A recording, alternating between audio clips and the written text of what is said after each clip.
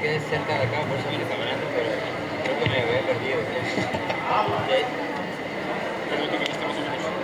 Chapalito, Chapalito, sí, pero nomás tenía que salir a la avenida y...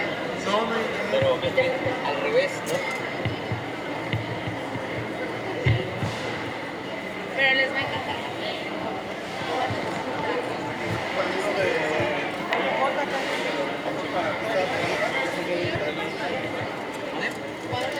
El lunes. Van a visitar mucho. Y además hay Sí, sí.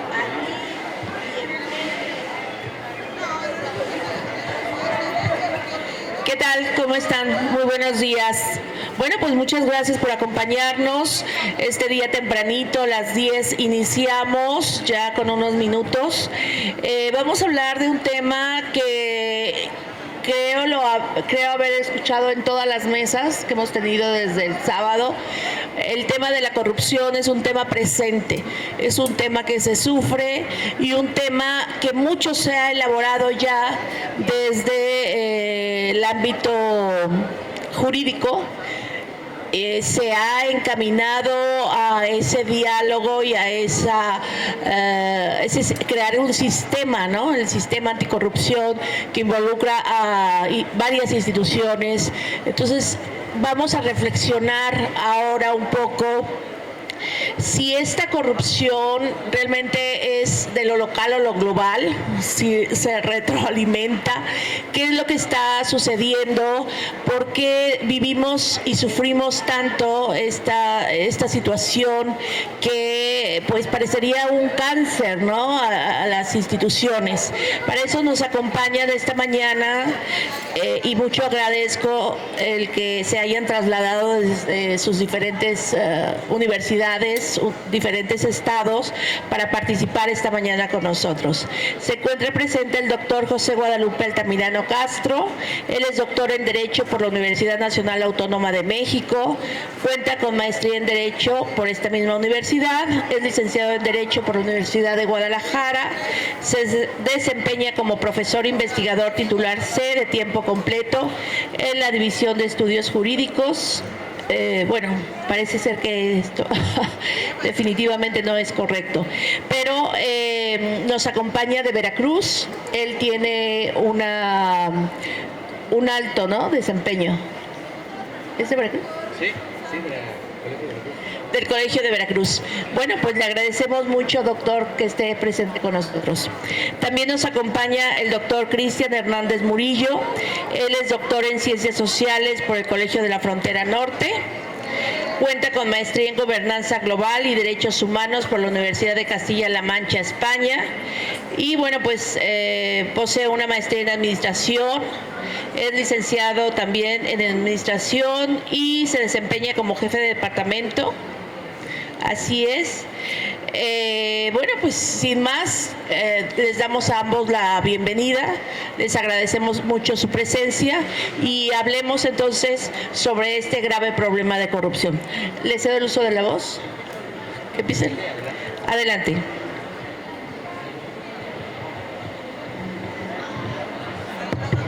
Ahí estamos. Buenos días a todas y todos. Primero, agradecerles el que estén aquí, ¿no? Entiendo que es una feria donde hay muchos eventos en este mismo momento, entonces el que estén aquí, que nos acompañen, se les agradece mucho. Yo les quiero platicar un poco sobre la corrupción desde el entorno local, ¿no? Cuando hablamos de corrupción, hablamos de, lo comentaba Silvia, de un cáncer, ¿no?, que tenemos en nuestro país y en el mundo en general, ¿no? Pero ¿cuánto nos cuesta hasta la corrupción, no? Al final sabemos que hay corrupción, sabemos que hay la corrupción de ventanilla, ¿no? La corrupción esta de, pues si me pasé algún semáforo, pues damos la mordida. La corrupción de que si vamos al trámite, si doy una mordida, hago el trámite mucho más rápido, ¿no? La corrupción esta grandota que vemos de las empresas, de cómo conseguí un permiso, ¿no? Y eso me apoyó para para seguir avanzando en los trámites siguientes. Siempre, todos los días ustedes se levantan, le diría en los periódicos, pero creo que ya es difícil que abramos un periódico, más bien en el celular, vemos estas noticias y siempre vemos corrupción, ¿no? Yo creo que es un término con el que ya todos estamos muy familiarizados, pero el tema es cuánto creen ustedes, ¿no?, que nos cuesta la corrupción, ¿no? Por ahí tenemos datos, ¿no? El INEGI en su encuesta nacional, ¿no?, nos dice que más o menos, más o menos con los cálculos que ellos tienen, la corrupción a los mexicanos, la corrupción para los ciudadanos, lo que pagamos en corrupción, ¿no?, más o menos nos cuesta 11,910 millones de pesos, ¿no? Casi 12,000 millones de pesos en corrupción para el ciudadano, ¿no?, al año. Imagínense qué se puede hacer con esa cantidad de dinero, entendiendo todo lo que hace falta en el país, ¿no? Y esa corrupción, ¿no?, se ve cuando vamos a las calles, en la educación pública, en los servicios públicos, ¿no?, en la falta de medicamentos, ¿no? Entonces, más o menos el cálculo por persona, lo que pagamos todos nosotros, si ya por persona, bajita la mano, ¿no?, estamos pagando más o menos como 3,000 pesos por persona. 3,000 pesos que los podríamos gastar para muchas otras cosas, ¿no? Entonces creo yo que cuando vemos esos datos o cuando escuchamos datos duros, pues decimos, pues algo no está bien, ¿no? O sea, no está bien que nos esté costando eso. A las empresas también les cuesta, ¿no? Según el dato de la misma encuesta, ¿no?, para las empresas se vienen gastando más o menos, en total, todas las empresas, casi 900 millones de pesos. Entonces, cuando ponemos en perspectiva, en pesos y centavos, cuánto nos cuesta la corrupción, ¿no?, pues entendemos que es un mal que hay que combatir, ¿no? Pero ¿cómo lo combatimos? Ese es el problema, ¿no? Es un tema a nivel global, ¿no?, a nivel nacional y a nivel local, ¿no? Pero ¿cómo le hacemos para combatir esa parte? Se han hecho muchos estudios, ¿no? Se han estudiado, académicos han estudiado este fenómeno desde diferentes perspectivas, ¿no? Y creo yo que una de las cosas, al menos desde el enfoque que le hemos dado a algunos académicos desde el Colegio de la Frontera Norte, es darle el enfoque desde las instituciones, ¿no? Creo que es importante combatir este cáncer desde las instituciones, pero pues no es sencillo, ¿no?, cuando las instituciones pues no funcionan bien, ¿no? O sea, ¿cómo lo hacemos para combatir la corrupción cuando no funcionan bien las instituciones? Y aquí nomás hago una pausa para saber más o menos cuánto tiempo tengo, porque no quisiera 20 minutos aproximadamente, ahí me vas más o menos correteando. Entonces, creo yo que es importante el tema de las instituciones y se los comento porque es muy sencillo, ¿no? Para los países desarrollados, ¿no?, hay una fórmula ahí mágica, entre comillas, ¿no?, que llaman los académicos, que para que haya instituciones fuertes debe de cumplirse dos condiciones, ¿no? Una condición es que las leyes se mantengan estables en el tiempo, ¿no?, que las leyes no cambien repetidamente.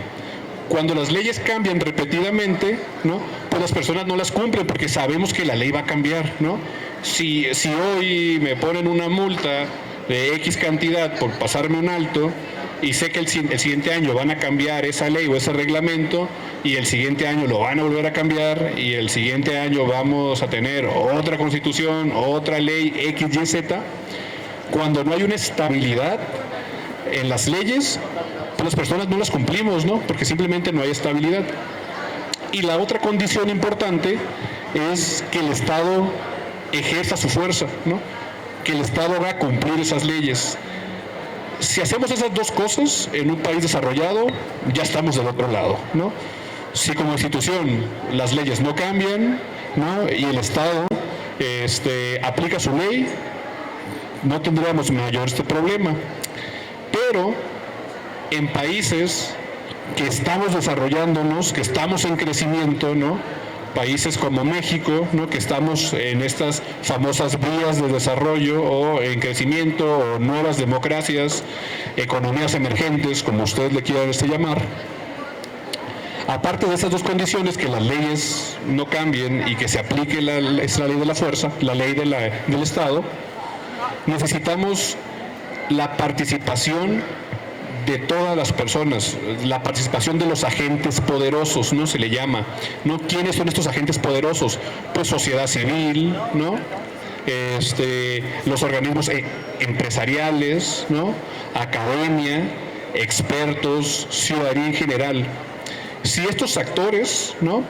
No estamos ahí como contrapeso, supongamos que las otras dos, ¿no? El que las leyes no cambien y el que se aplique la fuerza son las dos llantas de la moto, ¿no? Con eso, si vamos rápido, si tenemos una moto que corre rápido, sin problema. Pero si la moto no es tan rápida y andamos en bicicleta, ocupamos esa tercer patita, ¿no? Que son estos actores poderosos, ¿no? ¿Por qué? Porque sin ellos, si los sindicatos, si los organismos empresariales, si academia no apoya los cambios institucionales, estos cambios no se van a dar en estos países, ¿no? Entonces necesitamos el apoyo de todos, ¿no? Entonces es ahí, y esto es lo que nos explican Levitsky y Murillo con su teoría de la fortaleza institucional, que es necesario en escenarios donde los países están en crecimiento, tener esta parte, ¿no? Entonces creo yo que ahí es donde entramos nosotros y entran ustedes, ¿no? ¿Cómo combatimos la corrupción? Esa es la pregunta. Creo yo que una de las respuestas es que el combate a la corrupción no solo está en el gobierno, ¿no? Cuando escuchamos corrupción siempre pensamos que es un tema del gobierno, que es un problema del gobierno y ellos tienen que resolverlo. La realidad es que si nosotros no lo resolvemos, si no le entramos a la resolución de esta problemática, pues simplemente no va a haber solución. Esa es la realidad, ¿no? Entonces nos toca participar, ¿no? ¿Cuántos de ustedes, y les hago la pregunta abierta sin que me tengan que responder, obviamente, pero cuántos de ustedes participamos o cuántos de nosotros participamos en estos procesos, ¿no? ¿Cuántos de nosotros participamos, ¿no? En combatir la corrupción?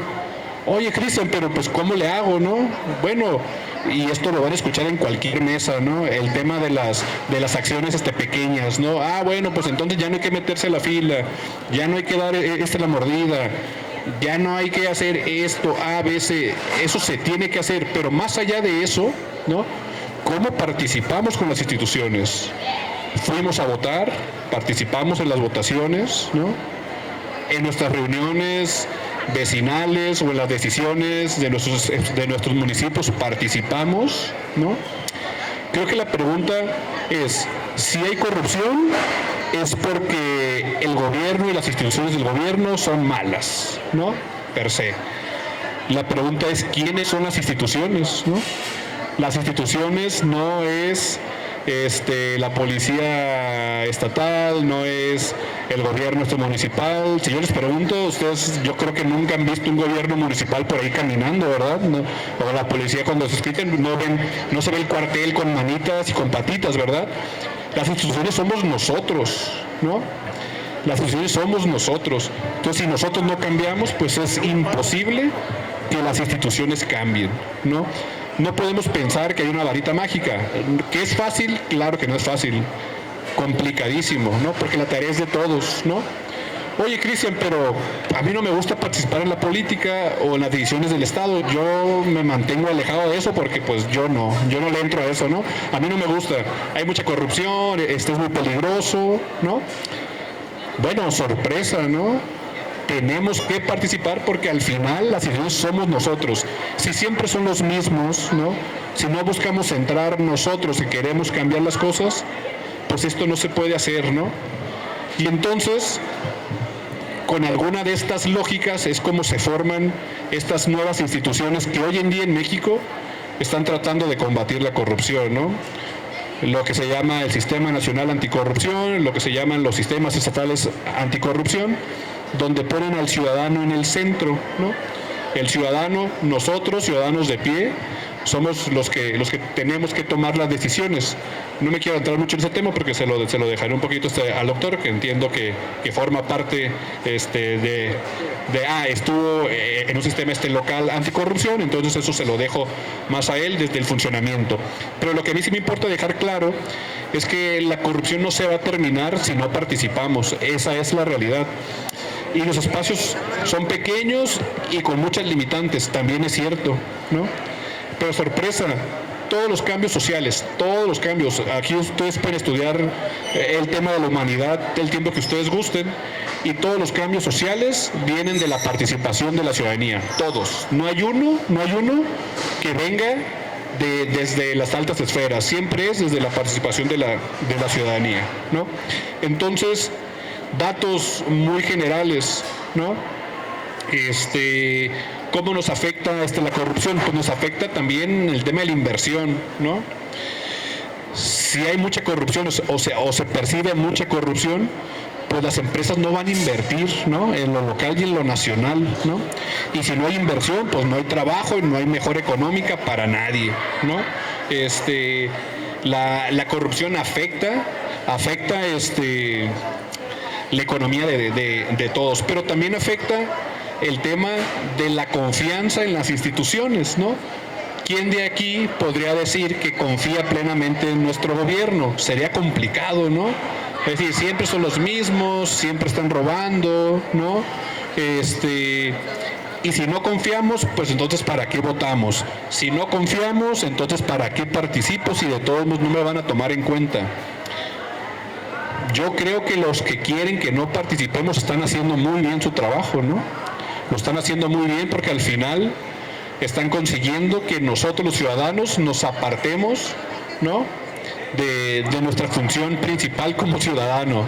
Ser ciudadano es participar. Ser ciudadano no es que te den nada más tu credencial del INE, ¿no? Ser ciudadano no es nada más, ya soy mayor de edad y ya puedo ir al bar, ¿no? Ser ciudadano no significa, ya puedo manejar porque ya tengo la edad suficiente. Ser ciudadano lo que significa es participar en las decisiones de tu ciudad, en las decisiones de tu estado, en las decisiones de tu país. Mientras no tengamos eso claro, ¿no?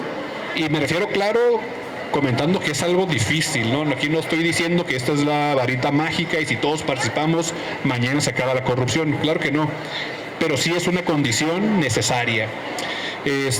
Por ahí les paso otro dato. Cuando hablamos de la aplicación de las leyes, ¿no? Bueno, pues otra vez sorpresa, ¿no? En estos índices internacionales que estamos viendo en temas de competitividad, temas de impunidad, pues la verdad es que me da pena decirlo y siempre que lo digo, ya sea en un aula o en una plática, pues no es para que salgamos cabizbajos, ¿no? Pero la realidad es que siempre estamos evaluados en los lugares más bajos de cualquier índice en el que ustedes le quieran entrar, ¿no? En temas de impunidad, la Universidad de las Américas de Puebla tiene su índice global de impunidad, ¿no? Más o menos ahí revisa 90 y tantos países, ¿no? Pues estamos como en el 81, ¿no? Nomás hay para darnos cuenta. Más del 90%, ¿no? De los delitos en México no tienen un proceso, no siguen un proceso legal. Y eso para los datos de los cuales conocemos, porque hay una cifra negra que son estos datos que la gente no va a denunciar, ¿no? Pero si de los poquitos que denunciamos solamente se resuelve el 10%, ¿no? Pues entonces entendamos que el problema es un problema estructural, ¿no? Para ir cerrando mi participación, ¿no? Les comento que también datos del INEGI, de la Encuesta Nacional de Calidad e Impacto Gubernamental, más o menos los mexicanos a nivel federal confiamos en el gobierno federal, más o menos un 60% de las personas confían en que el gobierno hace más o menos bien lo que tiene que hacer, 60%, ¿no? Que la verdad es bajo. Pero si nos vamos a los estados, ¿no? La gente confía en el gobierno estatal un 48% y en los municipios un 50%, ¿no? O sea, estamos viendo que pues la mitad de las personas con las que coincidimos, con las que vivimos en una ciudad y el estado, pues no confía en nuestras instituciones, ¿no?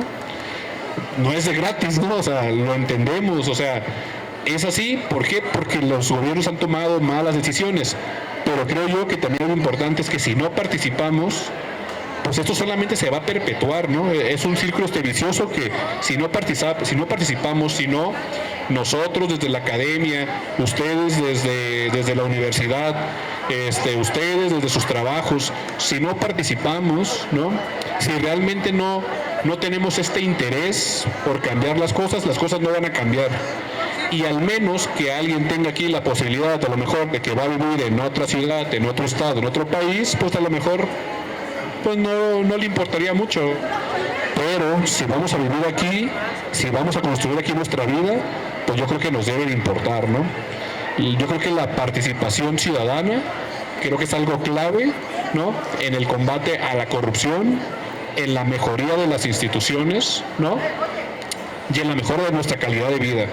Si no nos hacemos responsables de eso, pues entonces pues estamos fritos. Esa es la realidad.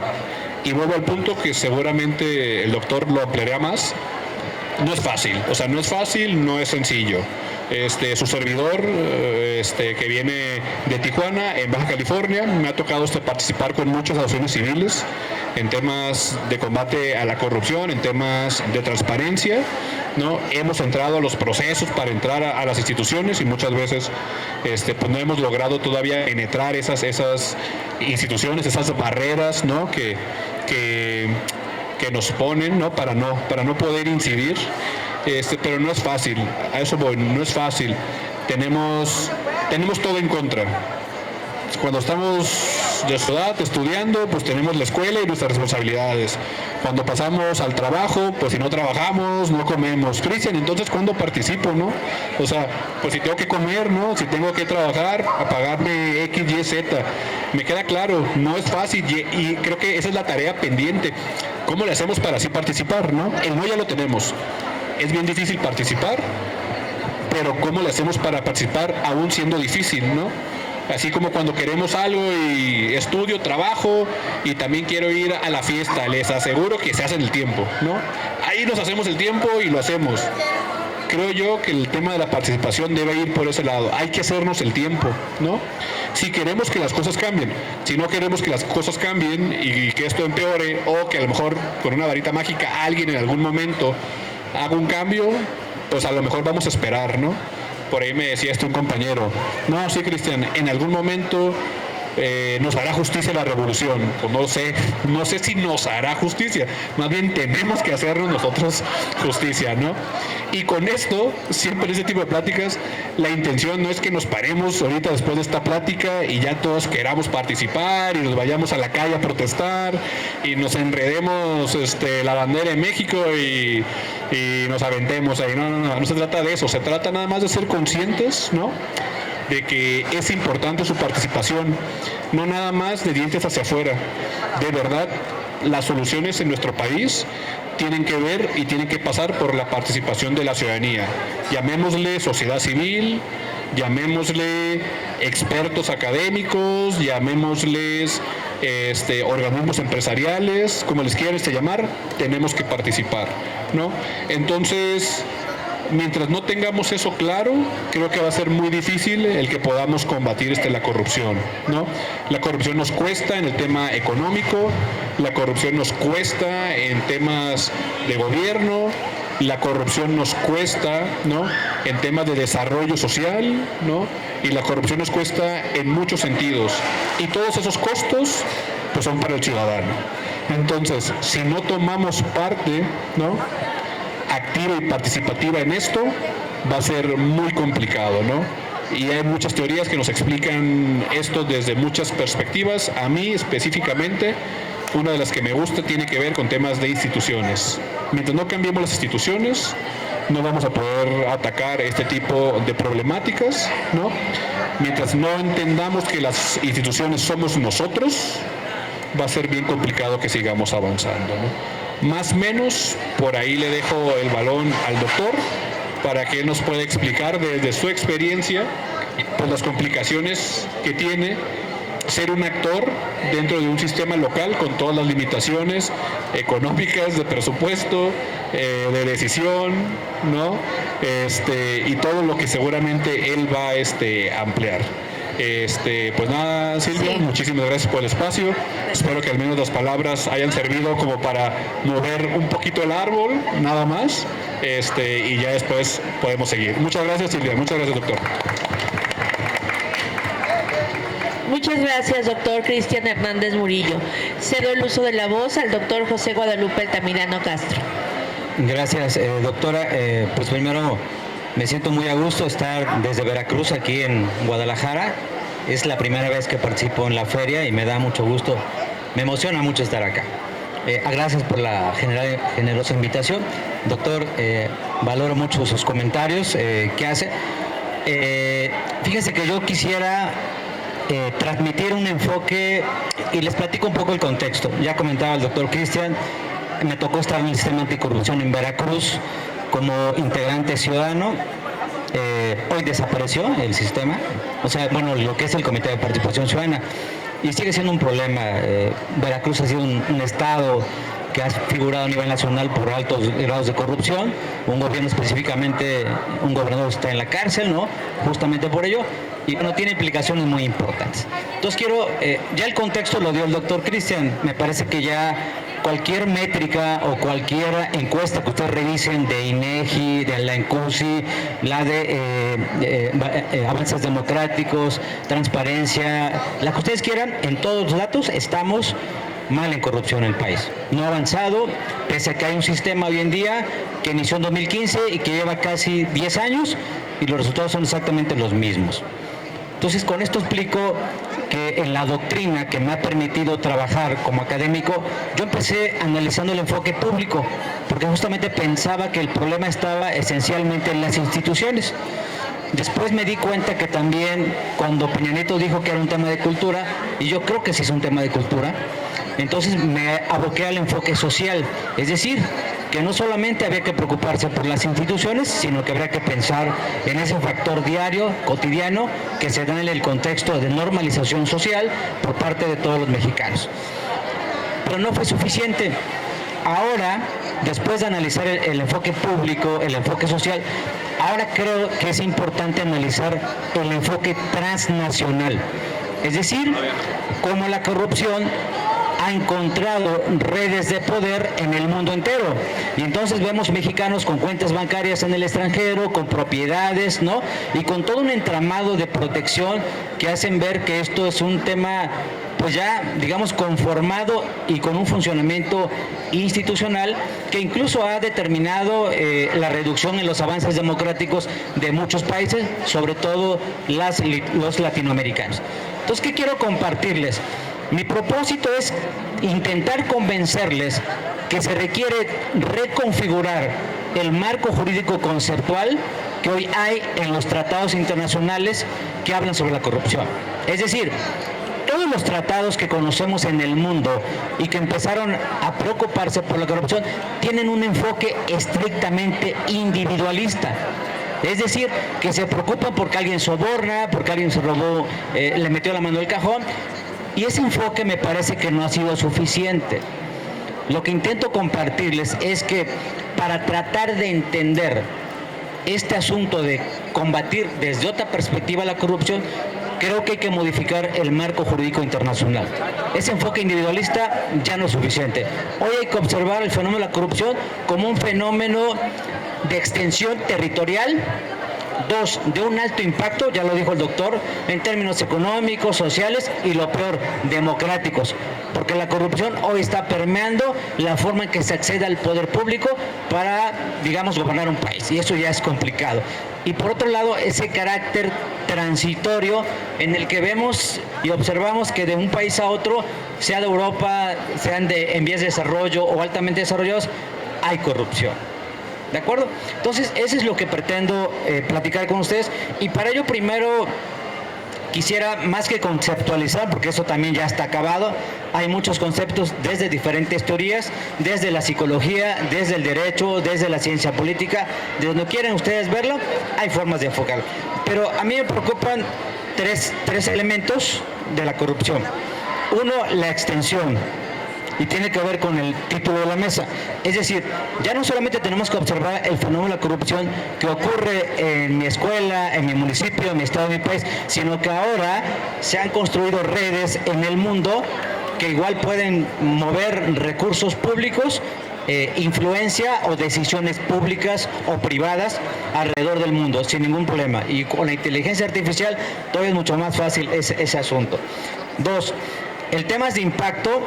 Yo les comentaba a mis alumnos ahorita que estuve en Tlaxcala, y les decía, ¿se imaginan ustedes cuánto equivale en términos de recursos públicos los errores que se cometen por gente que no está preparada, por gente que es improvisada en el sector público? Y eso equivaldría a pagar 2 veces la deuda externa que tiene este país. Y cuando digo errores me refiero a cualquier toma, una obra pública mal hecha, digamos una compra pública también sesgada, el acceso al nombramiento de algún funcionario público sesgado. Y cuando alguien se equivoca, eso no cuesta, porque en el sector público, como el presupuesto ya está asignado, no importa. Pero en el sector privado sí, porque se cuida cada peso desde que ingresa hasta que sale. Todo el tránsito que tiene está vigilado. En el sector público no importa, solamente se visualiza o se audita el recurso público que está conformado en un programa presupuestario. Ya está ahí. Pero si alguien hace una mala obra pública, no se le cobra por eso, ¿no? Digo, por citar algún ejemplo. Entonces sí está complicado ese punto. Y tercero, yo diría que tiene un carácter sistemático, es decir, hoy podríamos hablar de la corrupción de un carácter estructural, es decir, presente en todas las estructuras institucionales y sociales. Dos, sistémico, porque funciona como un sistema en el que se protegen todos de la ley, de las auditorías, de los bancos. Tratan de generar una especie de un metaverso, ¿sí? Digamos la versión que se conoce, que no pasa nada, y el metaverso donde está todo lo oculto, como estuviera en otro lado, pero al final ya existe. Entonces, eso me parece que es importante. Entonces, lo que quiero significar para ir avanzando es que hoy tenemos que hablar, y eso lo dijo la propia Comisión Interamericana de Derechos Humanos hace 20 años. Es necesario hablar de transnacionalidad de la corrupción. Si no lo hacemos, corremos el riesgo de que las políticas de carácter interno sean insuficientes, y creo que los datos, bueno, así lo han demostrado, que ha sido complicado. Ahora, para entender este aspecto, me parece que es importante también entender cuál es el carácter que tiene la corrupción desde la dimensión transnacional. Entonces quiero explicar algunas formas de expresión. La primera es que hay actos de corrupción que se dan en más de un estado. Y creo que hay varios ejemplos, el Panama Papers, ¿no? Odebrecht, en el caso en el que participó México, bueno, que hablan de esta condición. Dos, hay ocasiones en que ocurre corrupción en un estado que no planeó participar en corrupción, pero que toda la planeación, la ejecución y la corrupción como tal se planeó en otro estado y se ejecutó en otro. Eso también es posible hoy en día. Tres, que en un mismo estado la delincuencia organizada haya trascendido fronteras, y el caso más ejemplar fue el del exsecretario de Seguridad Pública de Tabasco, ¿no? Ya estaba teniendo redes en Paraguay y en otros países justamente con el tema de corrupción. Y cuatro, que participa en varios estados, ¿no? O sea, que hay una red completa, ¿no? En el que unos lavan el dinero en un banco determinado, que en otro país se cometen las conductas y en otro país se planean. Eso también nos habla de la forma en que se ha, digamos, estructurado de manera diversificada la corrupción. Y hay dos condiciones que me parecen importantes para cerrar esta parte, para comprender la dimensión de la corrupción. Uno es la seguridad financiera, es decir, que actividades ilícitas o fuera de la ley, al acomodarse en cuentas bancarias en otros países, pues pareciera que son lícitas, ¿no? Y entonces encuentran acomodo, sobre todo en bancos europeos o en bancos del Caribe, donde las normas tienen esa posibilidad de no observar de dónde proviene el recurso público o el recurso que digamos que se ha distorsionado por corrupción. Entonces, ¿qué es lo que buscan este tipo de corrupción? Pues que haya seguridad financiera para poder, digamos, participar en este entramado. Y dos, la seguridad jurídica, es decir, que tengan la certeza quien comete actos de corrupción, no solo a nivel individual, sino a nivel de redes, de que no ocurra nada, que no haya persecución, o si hay persecución, que ésta esté simulada y que no busque encontrar a quien efectivamente cometió, digamos, la conducta. Y la final, pues tiene que ver con que haya impunidad, que no pase nada. Y eso es algo que efectivamente ha pasado en este país. Salvo algunos casos excepcionales, en la mayoría de los casos pues no pasa nada, no hay sanciones ejemplares. Y eso ustedes lo pueden revisar aquí en Guadalajara. Se hizo un informe país por la Red por la Rendición de Cuentas, en la que se constata que los casos en los que se sancionó a servidores públicos o a personas del sector privado que participaron en actos de corrupción, pues son muy limitadas. La verdad es que es casi nada, ¿no? Es como si no existiera un sistema para combatir la corrupción. Y entonces llego a esta parte para ir cerrando. Este problema que ya les comenté, que tiene estos tres elementos, ¿no? De, digamos, la externalización y el carácter transnacional, pues choca con lo que hoy tiene el marco jurídico internacional. Entonces no va a extenderme porque hay mucha literatura, pero solo les diré que en el caso de los tratados internacionales, si ustedes lo revisan, cualquiera que sea de la Convención sobre la Corrupción de la ONU, el de la OCDE, el OEA, cualquiera que revisen, tiene esta connotación. Ese es un problema porque si se observa nada más el carácter individual, lo que vamos a buscar sancionar son conductas individuales, es decir, sobornos, compra de silencios, etcétera, pero no todo el funcionamiento a nivel de organización criminal y a nivel de redes de poder y redes de corrupción. Entonces, ese creo que ha sido una de las dificultades y siempre pugnó, sobre todo si ustedes revisan la literatura, desde los 70s, Estados Unidos siempre planteó políticamente esta intención de sancionar el soborno en sus diferentes formas de manifestación. Y siempre pugnó por eso. ¿Por qué? Porque si ustedes revisan la literatura, van a encontrar que cuando se empezó a estudiar la corrupción desde la perspectiva transnacional, se encontró que las empresas transnacionales influían en promover la corrupción en los países, sobre todo latinoamericanos.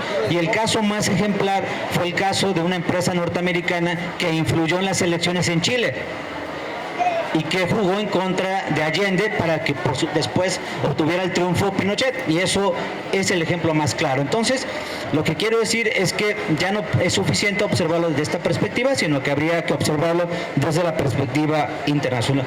Y esto nos habla de otro componente para entender. Seguramente se habrán escuchado que hay corrupción a menor escala y hay corrupción a gran escala. La de menor corrupción, pues ya la explicó el doctor, tiene que ver con estas cuestiones diarias o cotidianamente que pasan en la calle y en el sector público o hasta en las propias universidades. Pero el caso de la macrocorrupción tiene que ver con la captura de instituciones o órganos del Estado en su primera manifestación, es decir, cuando se captura un órgano, como por ejemplo el Poder Judicial, ¿no? En las decisiones que puede tomar, pues tienen un sesgo y una indicación de orden político. Y por otro lado, cuando hablamos de macrocorrupción que es sobrevalorada, entendemos que un sistema político depende absolutamente de conductas corruptas, como el caso de Perú con Fujimori, que todo un entramado institucional pues estaba permeado por actos de corrupción. Entonces, eso lo que permite entender es que, para ir concluyendo, hoy necesitaríamos revisar, y esa es la propuesta que yo estaré trabajando próximamente como académico, es una revisión de los tratados internacionales que hablan o que conceptualizan la corrupción. Si nosotros seguimos tratando de esa manera, va a ser insuficiente y va a ser ineficaz cualquier política pública que se implemente en cualquier país. Entonces tenemos que observar que es una responsabilidad internacional.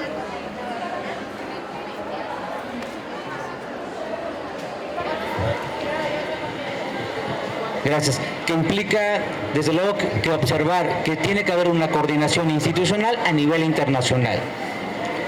Segundo, que para poder combatir de manera eficaz la corrupción, necesitamos conocer los grupos criminales. Y los grupos criminales están integrados por políticos, por sindicatos, por profesores universitarios y autoridades académicas, como el caso que fue mencionado, ¿no?, de la estafa maestra, el caso de periodistas también, ¿no?, grupos de la sociedad civil. Entonces, lo que quiero decir es que tenemos que entender desde la perspectiva global y desde la perspectiva sistémica que no solamente se requiere analizar conductas individuales de servidores públicos o personas del sector privado, grandes empresarios, sino que se requiere revisar una configuración sistémica, estructural, a gran escala.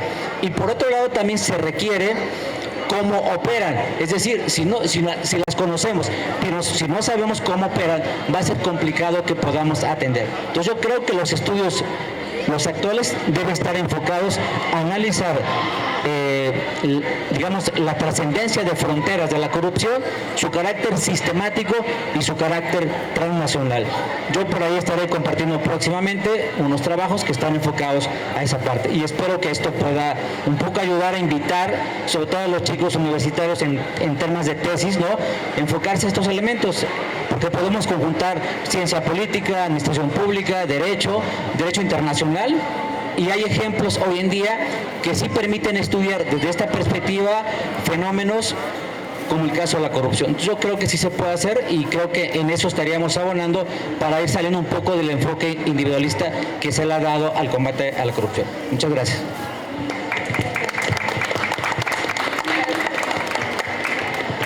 Muchas gracias, doctor. Bueno, yo cedería el uso de la voz a ustedes para las preguntas. Sin embargo, antes quisiera hacer una pregunta a ambos. Me llama mucho la atención cómo la corrupción se da desde nuestro comportamiento cotidiano hasta esta organización internacional que nos hace mención el doctor. Cómo participan desde empresarios hasta sindicatos, pasando por, desde luego, funcionarios públicos, pero también organismos que se dedican a una vida fuera del ámbito de los funcionarios. En principio, la corrupción la pensamos desde las instituciones, pero luego reflexionamos y lo vemos en todos los ámbitos. Él tiene su micrófono. Desde todos los ámbitos. Esa condición tan extendida y ya tan estructurada nos habla de que hay un problema muy fuerte, un problema que no alcanzamos a detectar. El hecho de que los estados ya participen en estrategias de corrupción, como así han sido señalados en diferentes casos, es que es el Estado condenado por actos de corrupción. Eso me parece impactante porque entonces, ¿dónde queda esa cultura de la legalidad? ¿Dónde queda esa cuestión de transparencia y de buenos gobiernos? Creo que está desdibujado. Pero por otra parte también, otra cosa que me llama mucho la atención y que se dijo aquí es que no pasa nada. Se creó todo un sistema. ¿Hace cuánto, doctor, dijo? ¿Hace 15 años? Ajá, hace 10 años. Hace 10 años se crea todo un sistema que ofrece la posibilidad de que instituciones dialoguen, se coordinen, sobre todo la palabra coordinación está casi en cada artículo, se coordinen para poder evidenciar esas faltas administrativas y esos hechos de corrupción. Entonces, todos esos aparatos, todo ese presupuesto, porque es en el ámbito local, estatal y federal. Entonces, realmente fue un movimiento importante de las instituciones y ahora escuchamos que no pasa nada. A mí me gustaría sus reflexiones acerca de esos dos temas. ¿Por qué somos corruptos, ¿no? En el día a día. O sea, a lo mejor si está una fila muy grande de tortillas, bueno, ya, normalmente compramos en supermercado, pero no, yo me voy pegando ahí a la caja y, ay, mira, dame rápido o que llevo prisa, ¿no? Es corrupción, porque hay personas esperando.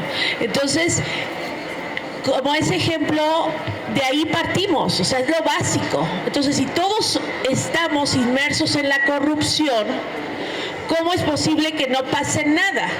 Y lo decía el doctor, o sea, finalmente la sociedad tenemos que involucrarnos, pero la sociedad también estamos en esos parámetros, ¿no? Yo busco al amigo, yo tengo una infracción de tránsito, amigo que trabajas ahí, te busco y te la paso. Entonces, ¿cuáles serían sus reflexiones? Muchas gracias. Perfecto. Muchas gracias, Silvia, por las preguntas muy interesantes, tanto los comentarios de ambos colegas. Creo que es importante, primero, la pregunta es ¿por qué somos corruptos? Yo no tendría como una respuesta del por qué, pero lo que sí tengo es una respuesta hacia todos los ideales que buscamos. Justicia, democracia, equidad, igualdad, todos estos conceptos, todos son ideales, ¿no? Justicia, igualdad, democracia, libertad, todo esto combate la corrupción, son ideales, esos son. Y cuando me refiero a ideales son como guías hacia donde nosotros queremos ir, pero es lo mismo como la caricatura esta o la imagen esta que ven al caballo corriendo con una zanahoria enfrente, ¿no? Y que tiene como un palito y un hilito y va correteando la zanahoria y nunca la va a alcanzar. Exactamente, esos son los ideales, nunca los vamos a alcanzar, ¿no? Esa es la realidad, ¿no? Pero nos ayudan a avanzar y la intención es siempre avanzar, porque la condición humana es así, la condición humana es compleja, ¿no? Ya hemos intentado de todo, ¿no? Si castigamos con penas más duras, pues no se ha acabado la corrupción, no se ha acabado los delitos, no se han acabado las muertes, no se han acabado, ¿me explico? No se han acabado. Cárceles más grandes, cárceles más duras, penas de muerte. Y yo les preguntaría, ¿ya se acabaron todos esos delitos? No se han acabado ni se acabarán.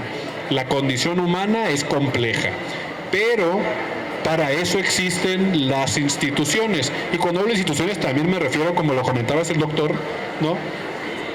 Que son las leyes también, ¿no? Y son las leyes internacionales, como lo comentaba él, y son las leyes nacionales y las leyes locales, y son las instituciones que formamos las personas. ¿Para qué? Pues para controlar más o menos, ¿no? Toda esta interacción entre las personas. Y es bien importante, resolver un problema tan complejo siempre es multidimensional. ¿Qué significa esto? Lo comentaba el doctor, hay que avanzar hacia reformas institucionales internacionales, sí, pero a la par también tendríamos que avanzar con las leyes que tenemos a nivel nacional, pero a la par también con lo que tenemos a nivel local. Si no avanzamos al mismo tiempo, pues esto no va a funcionar, ¿no? Si jalamos la cobija de un solo lado, pues nomás nos tapamos de un lado. Si jalamos la cobija del otro lado, pues nos tapamos nada más de otro lado. Tenemos que jalar la cobija de todos lados, ¿no? Entonces, con eso respondo esta parte de por qué somos corruptos. Pues la realidad es que el ser humano es complejo, ¿no? No es sencillo. Y la otra, que es bien importante, cuando hablamos de instituciones y que nosotros somos quienes las creamos, muchas veces creamos per se ya instituciones débiles, ¿no? El tema de la voluntad política siempre está ahí, ¿no? Podemos tener las mejores leyes, las mejores instituciones, pero si no hay voluntad política, no avanzamos. Eso ya lo sabemos.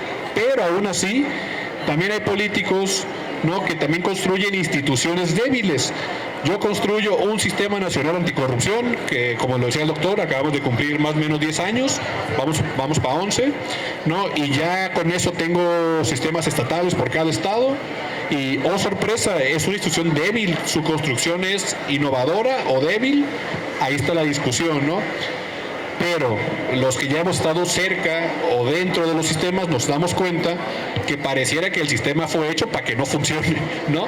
Fue hecho para que sea muy complicado, pero fue hecho para que los ciudadanos vean que sí estamos construyendo instituciones, ¿no? Entonces también por ahí, ¿no? Así como está la teoría de la fortaleza institucional, también está esta teoría de la debilidad institucional, donde se crean instituciones débiles para que no funcionen. Y esto tiene a veces cosas buenas y cosas malas, ¿no? Cristian, ¿cómo va a tener una cosa buena crear una institución débil? Bueno, a veces crean instituciones débiles porque los cambios rápidos no funcionan. Los cambios rápidos tendemos a tenerle miedo al cambio en general y no está funcionando, hay que cambiarlo. Una de las teorías también, o uno de los caminos podría ser: construye una institución débil, pero la construyo. Sé que no va a funcionar en X tiempo, pero a la par del tiempo, en el mediano plazo, otras personas la irán reforzando, ¿no? Y así no nos espantamos de la nueva institución. Es una institución creada débil, pero que con el tiempo tendría que agarrar, ¿no? Ese puede ser un camino. Y el otro podría ser el que la construí débil, simplemente para que no funcione, ¿no? Pero bueno, creo yo que ahí está la riqueza de seguir investigando estos temas, ¿no? ¿Por qué? ¿Por qué somos corruptos? ¿Por qué? ¿Por qué no? ¿Por qué la falta de voluntad? ¿Por qué todos estos caminos y entramados para seguir con la corrupción? Pues bueno, creo yo que este tipo de pláticas lo que buscamos es, pues, no tener la solución a todo eso, más bien hacernos más preguntas, ¿no? Si ustedes están haciendo más preguntas cuando nos están escuchando hablar aquí, creo yo que nosotros ya estamos del otro lado, ¿no? Y le cedo la palabra al doctor. Gracias. Valoro los comentarios del doctor Cristian. ¿Por qué somos corruptos? Es un poco la pregunta de, ¿fue primero la corrupción o primero el hombre? Porque si nos remontamos a la historia, desde el inicio de la humanidad hay actos de corrupción, ¿no? Entonces, fíjense que yo, cuando trabajé en la perspectiva social, y eso tiene que ver con la parte propositiva, yo pienso que, pues sí, el ser humano tiene esa condición de que las cosas se les den de la manera más fácil posible. Y creo que somos débiles frente a esta condición. En cualquier trámite, ¿no? Si tenemos un conocido, vamos a aprovechar para no cumplir con todo el proceso y hacerlo más rápido. O sea, esto digo, es un tema de carácter social. Entonces, creo que la fórmula más efectiva son dos instituciones: la familia y la educación, la escuela. Porque yo asocio un poco esta parte, el que uno pueda comportarse de manera incorrecta tiene que ver con temas éticos. Sí, o éticos. Por eso decía algo, cuando una persona en el sector público grita, es autoritaria, exhibe a los demás, dice que sabe todo y que tiene la razón nada más, o tiene un comportamiento inadecuado, pues se debe a las condiciones en las que viene de casa. Eso aprendió en casa, a ser autoritario, a ser grosero, a ser protagonista, ¿no?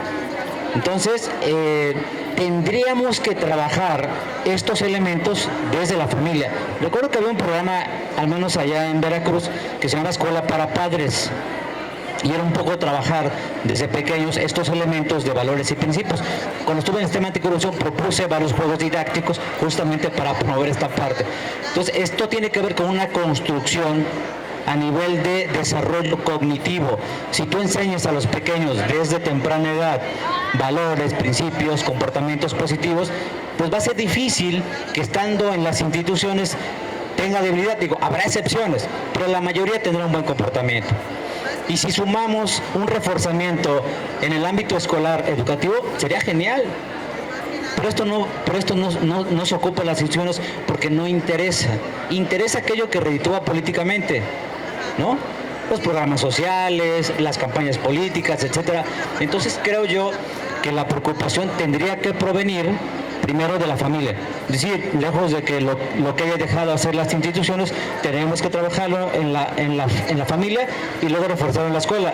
Si no hay la posibilidad, pues creo, como decía el doctor, los que somos académicos, bueno, al menos yo, de mi parte, busco que mis alumnos construyan ciudadanías desde las universidades.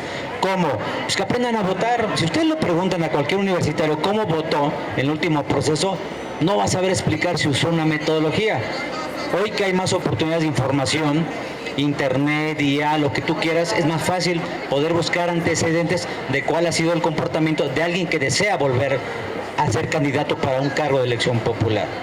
Pero primero, no nos interesa, a menos a los jóvenes. Dos, no hay una metodología.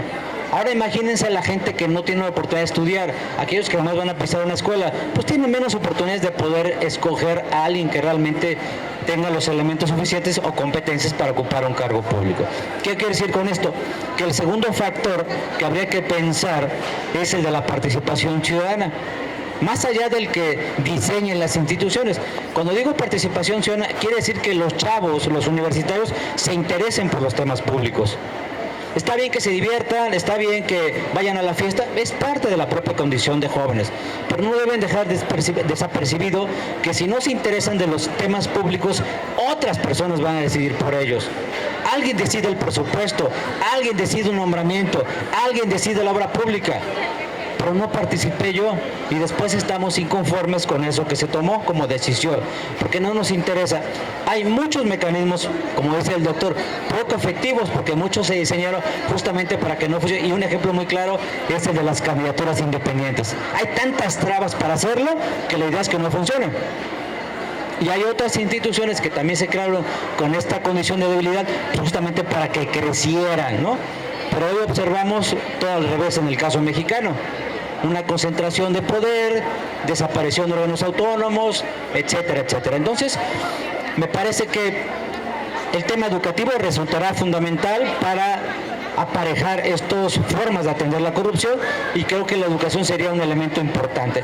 Y por otro lado, me parece también necesario hacer interesar a los chicos y a los jóvenes por los temas públicos, es decir, crear construcción de ciudadanía desde las universidades.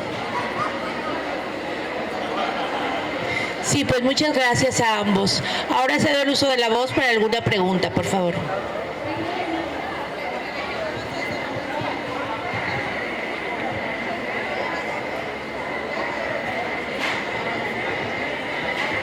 Gracias, adelante.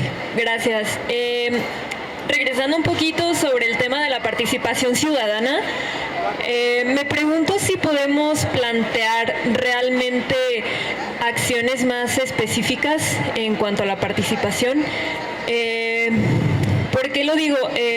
Ante un marco en el que pareciera que realmente este tipo de acciones ya no son en absoluto significativas e incluso hay una especie de reconfiguración de lo que es la participación ciudadana, ¿no?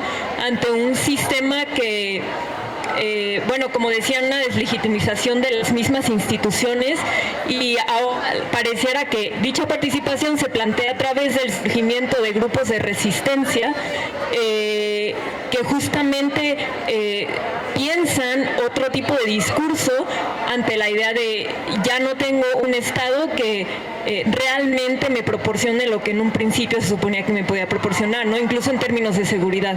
Entonces, ante este nuevo contexto, realmente, ¿cuáles son acciones concretas que podemos plantear nosotros como ciudadanos en cuanto a la participación? Gracias.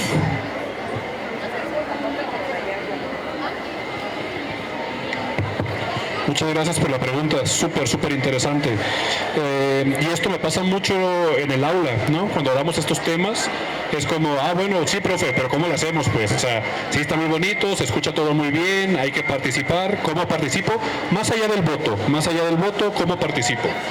Una de las cosas que yo siempre les comento a los jóvenes es: estás participando, estás ejerciendo tu ciudadanía, y los cómo son. Bueno, ya buscamos en el tema local, primero en la universidad, si estamos estudiando, estamos en alguna red dentro de la universidad, ¿no? Estamos en una sociedad de alumnos, y si no, construimos alguien con mis compañeros para cambiar algo en la universidad, ¿no? Defender nuestros derechos dentro de la universidad. Ya buscamos a nivel local si existe alguna ONG con algún tema que a mí me interese, ¿no? Porque ONGs hay de todo, ¿no? Derechos humanos, democracia, combate a la corrupción. Ya nos acercamos.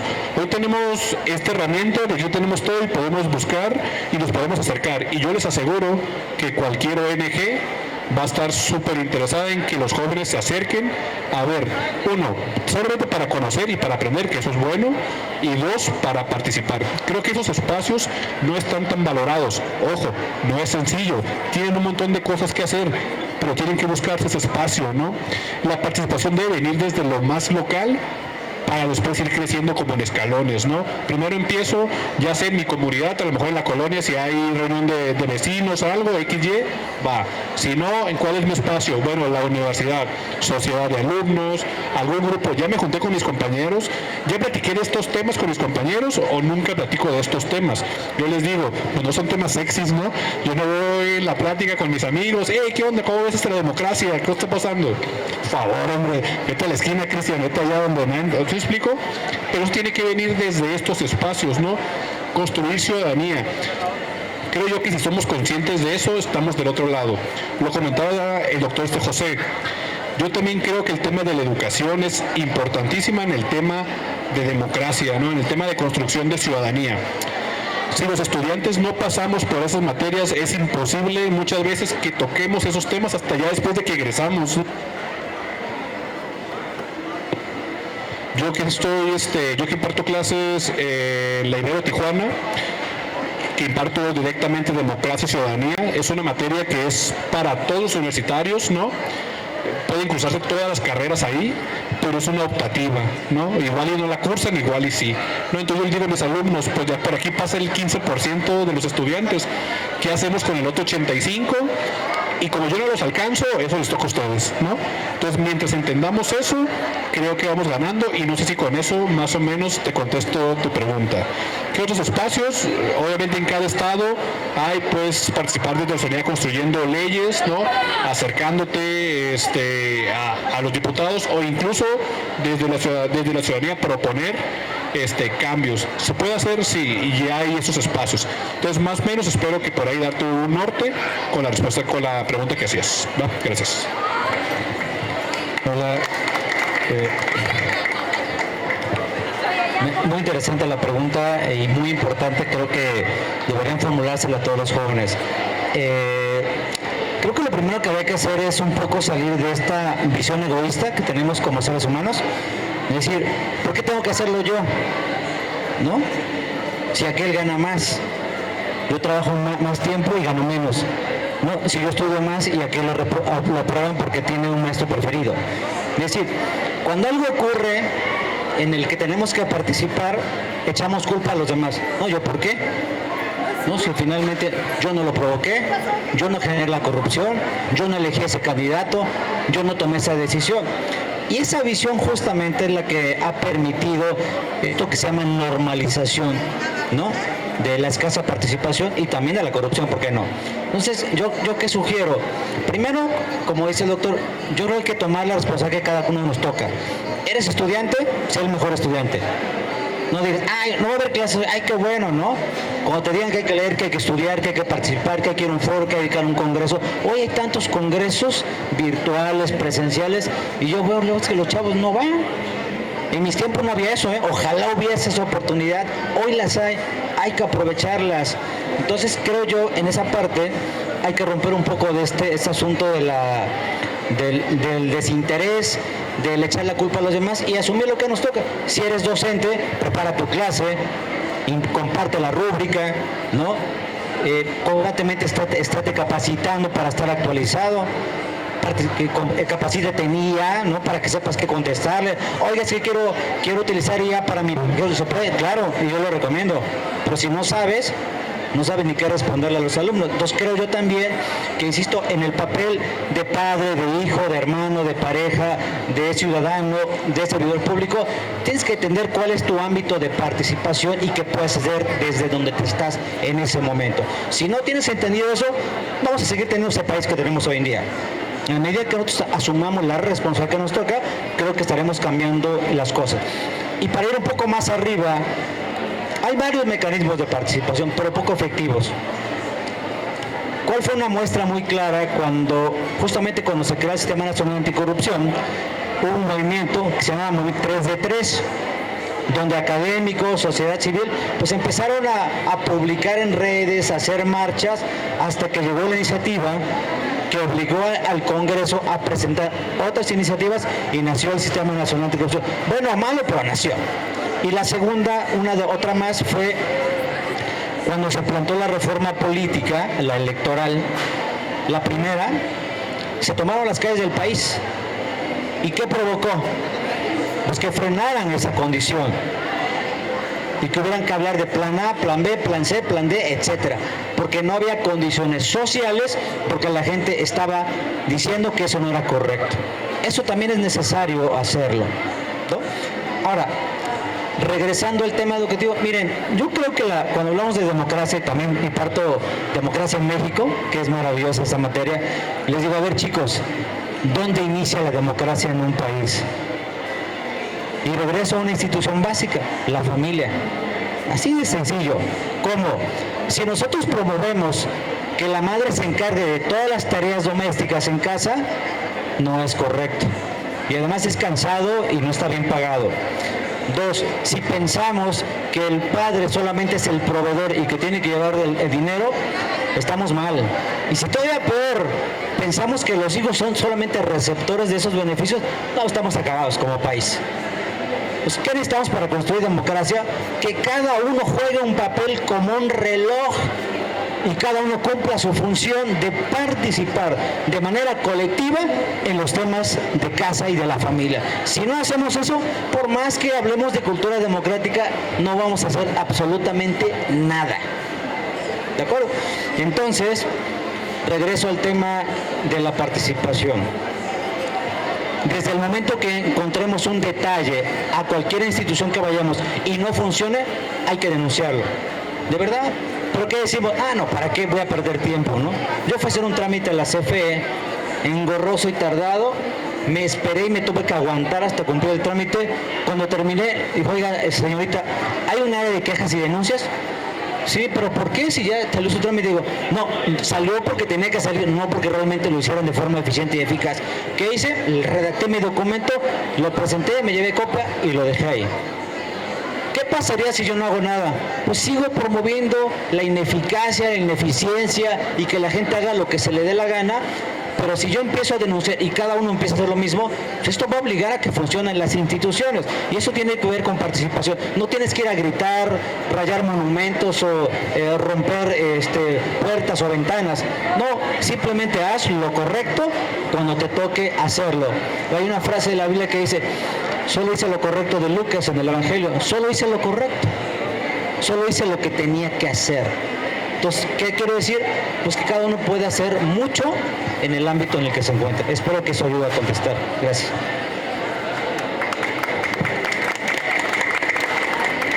Sí, muchas gracias. Bueno, antes de entregar las constancias, con mi agradecimiento a los expositores, comentar sobre la pregunta, ¿no?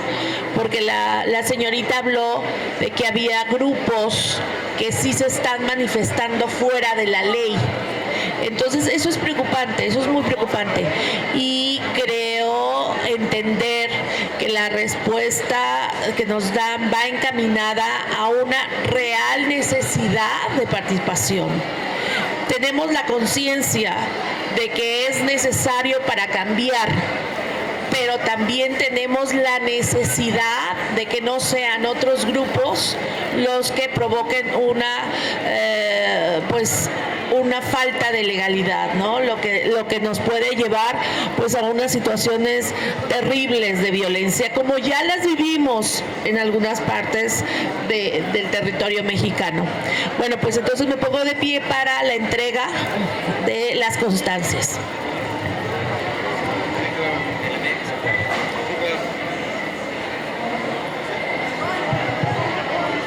La Universidad de Guadalajara el Centro Universitario de Ciencias Sociales y Humanidades otorgan la presente constancia al doctor Cristian Hernández Murillo por su participación en el conversatorio sobre Derecho Global, Desafíos Legales para la Justicia Global, con la participación de Corrupción Sin Fronteras, de lo local a lo global.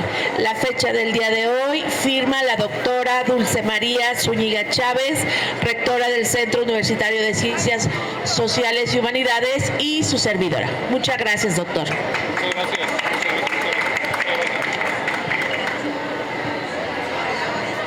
En el mismo sentido, con el mismo texto y nuestro agradecimiento al doctor José Guadalupe Altamirano Castro. Muchas gracias, doctor. José, un gustazo. Les entregamos un pequeño detalle. Con Barcelona llegaron las flores. Y ahora la foto, por favor.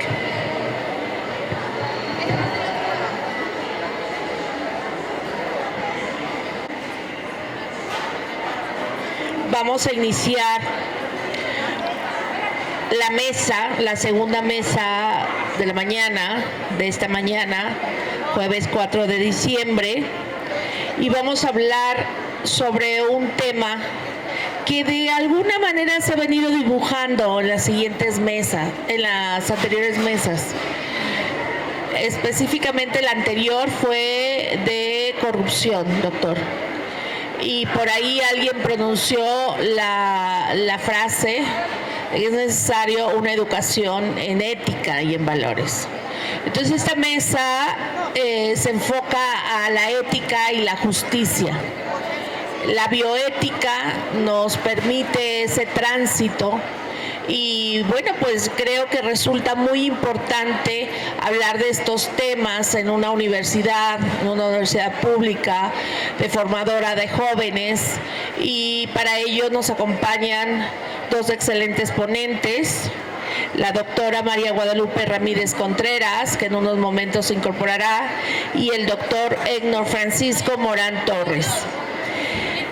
Él es doctor en Derecho por la Universidad de Colima, es licenciado en Derecho también por la misma universidad, cuenta con maestría en Derecho Fiscal y bueno, pues se desempeña como profesor investigador de la Facultad de Derecho de esta Universidad de Colima. Es miembro del Sistema Nacional de Investigadores y le agradecemos mucho su participación, doctor. Por favor, tiene hasta 20 minutos para sus comentarios. Gracias. Muchas gracias, doctora, por la gentileza de su amable invitación y reconocer lo que le comenté al llegar, el gran trabajo que han hecho con la revista Derecho Global. Le decía a sus colegas que si el área de ciencias duras o ciencias exactas tiene una revista en el nivel que está de global, es ordinario, es común, pero que lo logre una revista en el área de ciencias sociales, particularmente en derecho, no es nada común.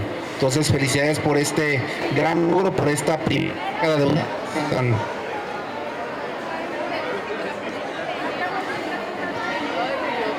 Sí, creo que se escucha mejor esto. Bueno, primero, a mí me parece que uno de los grandes problemas que tiene o retos que tiene nuestro país está estrechamente relacionado con el tema cultural. Podemos hablar de cultura cívica, de cultura democrática, de cultura de la corrupción o contracultura de la corrupción. Podemos hablar de la cultura de la legalidad, de diversas dimensiones de la cultura. Pero a mí me parece que el tema cultural va asociado justamente con lo que usted comentaba al principio y que tiene que ver con la ética. Muchas veces se confunde la ética con la moral. Incluso se llega a codificar la ética. Y se dice que son códigos de ética cuando en realidad son muchas veces códigos axiológicos. ¿Por qué es importante la ética judicial? Porque al final de cuentas, decía Zagrebelsky, que las personas que juzgan no son autómatas. Son personas que tienen juicios, prejuicios, que pueden ser inmorales, pero no podrían ser amorales.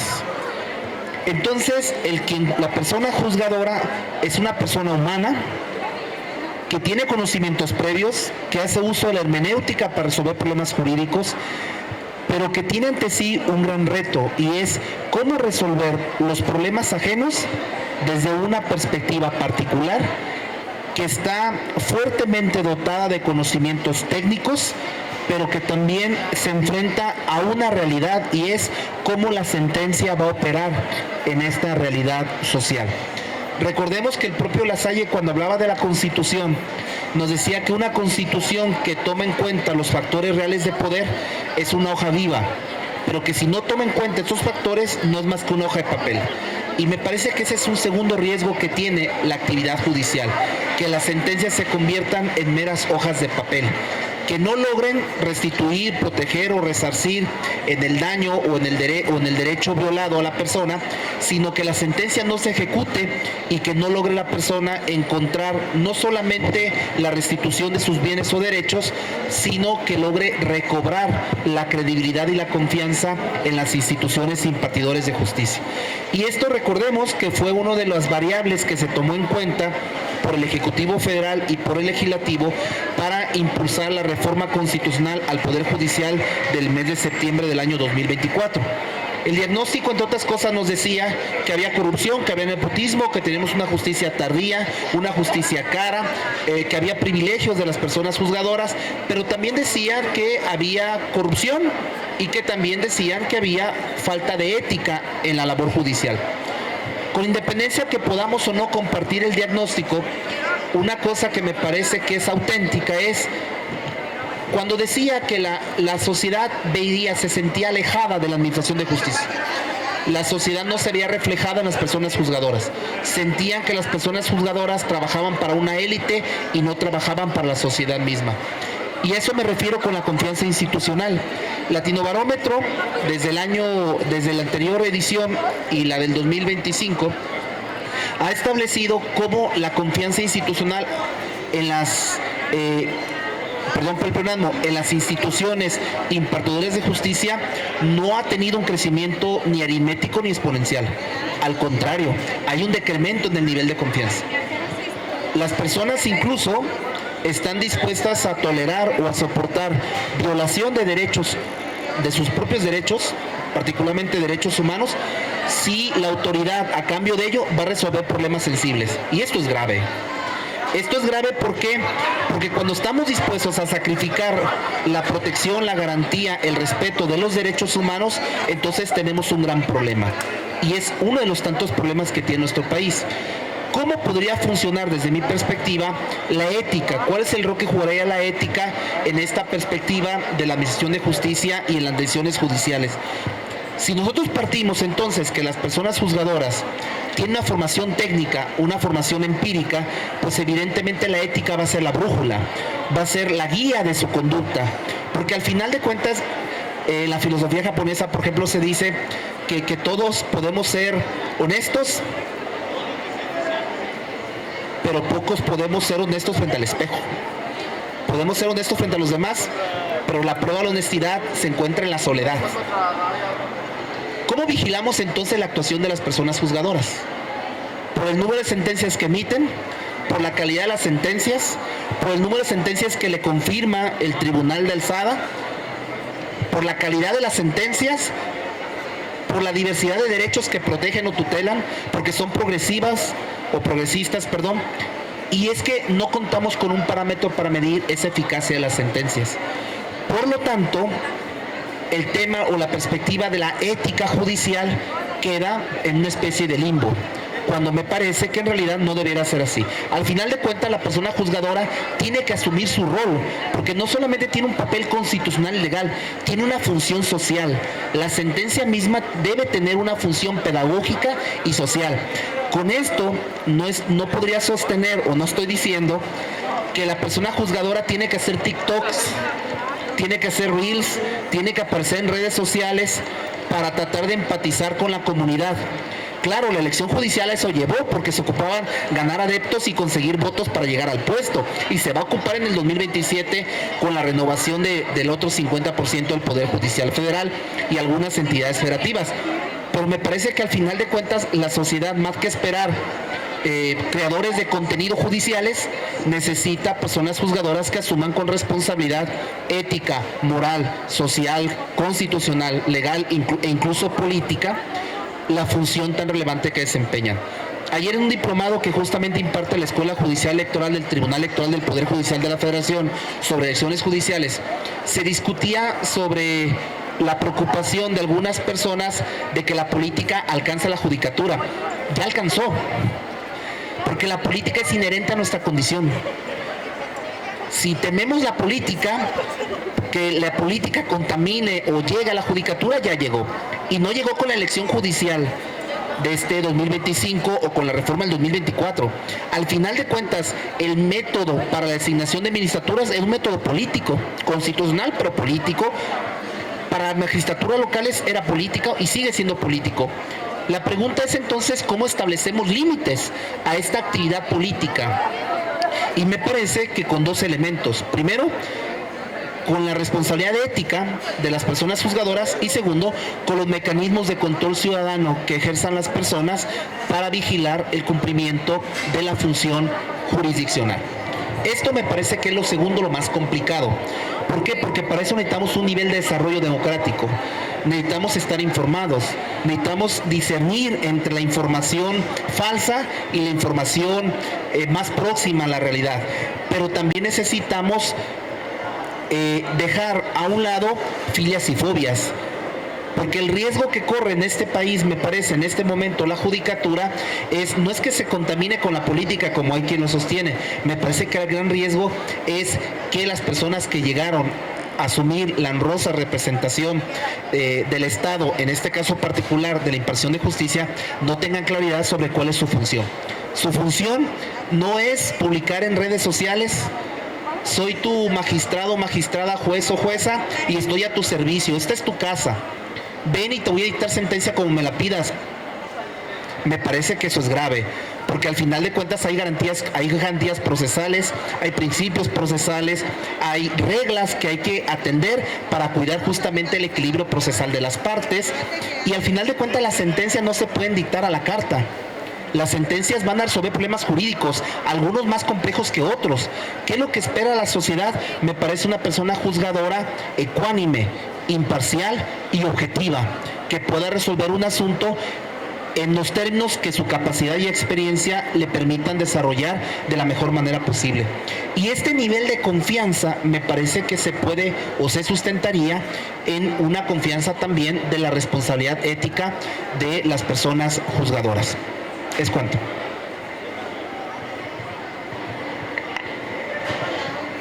Gracias, muchas gracias, doctor. Pues sí, efectivamente, vivimos ya en una sociedad que reclama el conocimiento de la justicia, pero ya no como un proceso aislado, diverso, difuso, alejado de una realidad.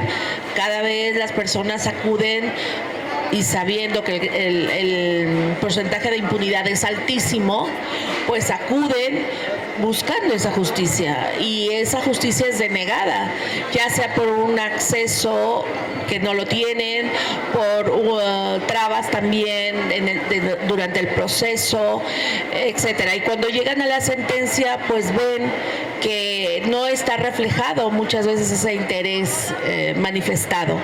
Entonces se plantea la situación de hasta dónde la justicia y la ética deben de integrar ese día a día que vive el ciudadano. O sea, la bioética como una ciencia que estudia esa interconexión de la ética en la vida, en todo el proceso de vida, no nada más es el de salud, sino es también el de justicia. ¿Cómo es que se están presentando estas características de pues necesidad de apuntar hacia una ética en la impartición, una ética también en el proceso de elección, como lo estamos viendo? Y bueno, uno de los temas que tenemos sobre la mesa es la elección, pues la reforma judicial en general. No sé en Colima cómo se está dando esto, si nos puede hablar un poco más. Qué pregunta tan compleja, doctora.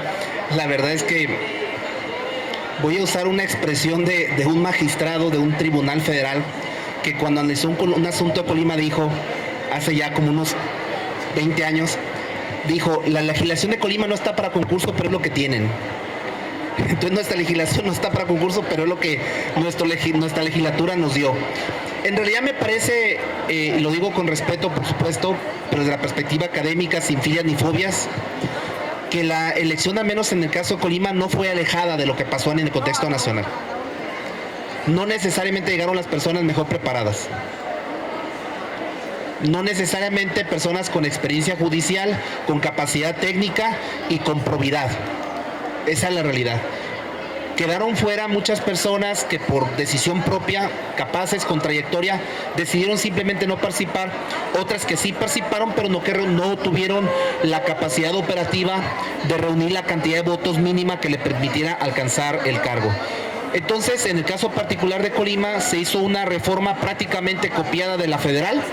No se complicó tanto la legislatura y llevó a cabo el proceso de elección y quedaron pues quienes el grupo en el poder interesaba que quedaran. Y podemos verlo desde magistraturas del Tribunal Superior de Justicia, desde juzgados de primera instancia, desde los dos nuevos órganos, Tribunal de Disciplina Judicial y el órgano de administración judicial. No con esto, y siempre he sostenido cuando participo en actos académicos, no creo en los absolutos, creo en los relativos. O sea, la vida no es blanco y negro, en la vida hay matices.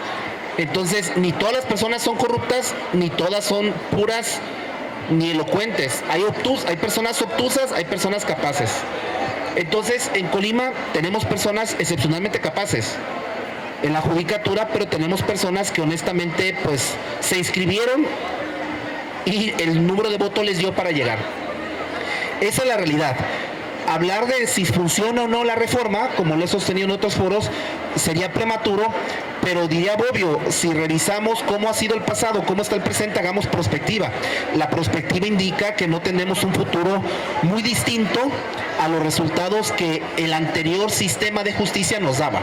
Si hablamos que el anterior decían que había corrupción, que había nepotismo, que había lentitud, que la justicia era cara y alejada de la sociedad, honestamente al día de hoy no veo factores o variables que me permitan concluir que será drásticamente diferente como lo aseguró la reforma. Porque incluso la reforma federal recuerdo que decía que buscaba la paz, pero nomás lo enuncia de manera declarativa en la exposición de motivos, pero no argumenta y no encuentro en la reforma ni en la federal ni en la local justamente cómo vamos a abordar el tema de paz. Tenemos que empezar por preguntarnos, diría el propio Bobbio, con la concepción mínima, ¿qué entienden las personas legisladoras por paz, verdad? Quizá entiendan como ausencia de guerra, pero eso no es la paz. La paz, entre otras dimensiones, es el diálogo. Entonces, para responder lo que usted me está preguntando, particularmente el caso de Colima, me parece que tenemos muchas áreas de oportunidad. Creo que sí desaprovechamos el momento crucial, coyuntural que teníamos para hacer una reforma muy interesante. Y aquí quiero destacar el caso de Jalisco. Jalisco me parece, no sé cómo quede al final las cosas, pero me parece que al menos en la práctica se aperturó un poco más al diálogo. Escucharon voces, hubo organismos que participaron, propusieron, académicos, la Universidad de Guadalajara incluso impulsó un libro muy interesante sobre la elección judicial, sobre la reforma judicial. Entonces la academia se ha involucrado mucho.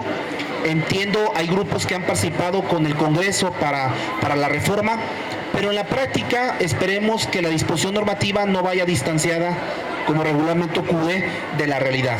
Sin embargo, no obstante, con las imperfecciones que pudiera tener lo que se ha logrado en el estado de Jalisco, como toda obra humana es imperfecta, pero me parece que en el caso particular de Colima sí pudimos hacer las cosas mucho mejor, con un nivel de debate importante, con un sistema de parlamento abierto real, no simulado, y sobre todo nos perdimos la gran oportunidad de escucharnos, de dialogar entre los operadores del sistema de justicia, pero también entre los recipendiarios, que son los diferentes sectores de la sociedad. Sí, bueno, y la pregunta va encaminada precisamente porque nosotros no hemos logrado ese consenso. Aún se encuentran pláticas. Por ahí ya escuché que habrán reuniones y sesiones y quizá ya tengamos pronto esa definición. Bueno, pues le cedo el uso de la voz a los jóvenes que nos acompañan, si tienen alguna pregunta, por favor. Buen día.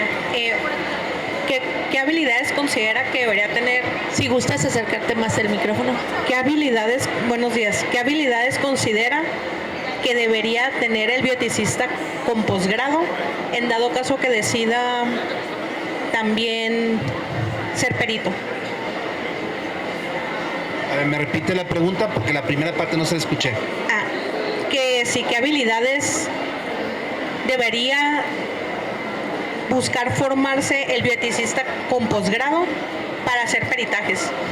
O si es posible, o qué considera usted desde el área del derecho. Gracias. Gracias. Sí, gracias por la acotación. Sí, fíjese que su servidor participa en la maestría en bioética que tiene la Universidad de Colima y me tocó estar desde el principio en la elaboración del documento curricular. Es un proyecto muy interesante, perdón por la promoción, pero participa la Facultad de Medicina, la de Filosofía y la de Derecho en esta maestría. Bueno, a mí me parece que, como ya lo adelantó la doctora, desde la perspectiva bioética implica la confluencia entre varias disciplinas. El fenómeno, si lo vemos así como fenómeno de la vida, tiene que ver, sí, con la ética, tiene que ver con el derecho, tiene que ver con la salud y con otras dimensiones. ¿Cuáles son las habilidades? Me parece primero que tendríamos que impulsar más los estudios de bioética. Dos, me parece que tendríamos que identificar que los problemas de la realidad no pueden, en este momento, a mi juicio, no basta con ser estudiados desde una disciplina. Me parece que los problemas son inter, multi y transdisciplinares. Y la bioética apoya justamente no solamente la inter ni la multi, sino incluso la propia transdisciplina. Y desde esa perspectiva, la piedra angular sobre la cual se debe de construir ese conocimiento y la actuación, en este caso particular de las personas que realizan peritaje, es justamente la ética. No perdiendo de vista que al final de cuentas tratamos con personas, víctimas directas y víctimas indirectas. Y por eso la formación con perspectiva de derechos humanos me parece que es fundamental. Yo aquí agregaría una habilidad, la interseccionalidad. ¿Por qué? Porque solemos hablar desde el privilegio y nos convertimos en el parámetro, yo soy el parámetro para los demás o de los demás, y eso no es correcto, porque cada quien, como decía José Ortega y Gasset, soy yo y mis circunstancias. Entonces, al final de cuentas, me parece que la interseccionalidad sería fundamental. Y algo muy importante es la capacitación constante, por supuesto. ¿Por qué? Porque los problemas de la realidad no tienen una sola solución y desafortunadamente no tienen soluciones permanentes. La propia realidad va cambiando, la sociedad va cambiando. No estoy cierto si evolucionando o involucionando, pero va cambiando. Está en constante movimiento. De cambio o retroceso podríamos discutirlo, pero está en movimiento y ese movimiento hace que tengamos también presente que en la ciencia no hay dogmas, en la ciencia hay paradigmas. Y por lo tanto, pues todo tenemos que tenerlo en constante falsación, como diría Popper. A usted.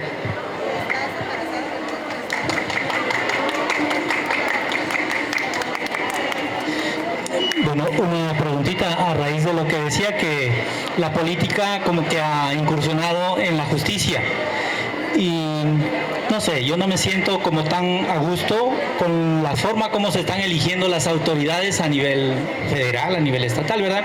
Esas elecciones que son con una mínima participación y con una mayoría de la población que, no sé, ha decidido no participar. Y con el hecho de no participar está como validando a aquellos que sí se presentaron y que sí son elegidos.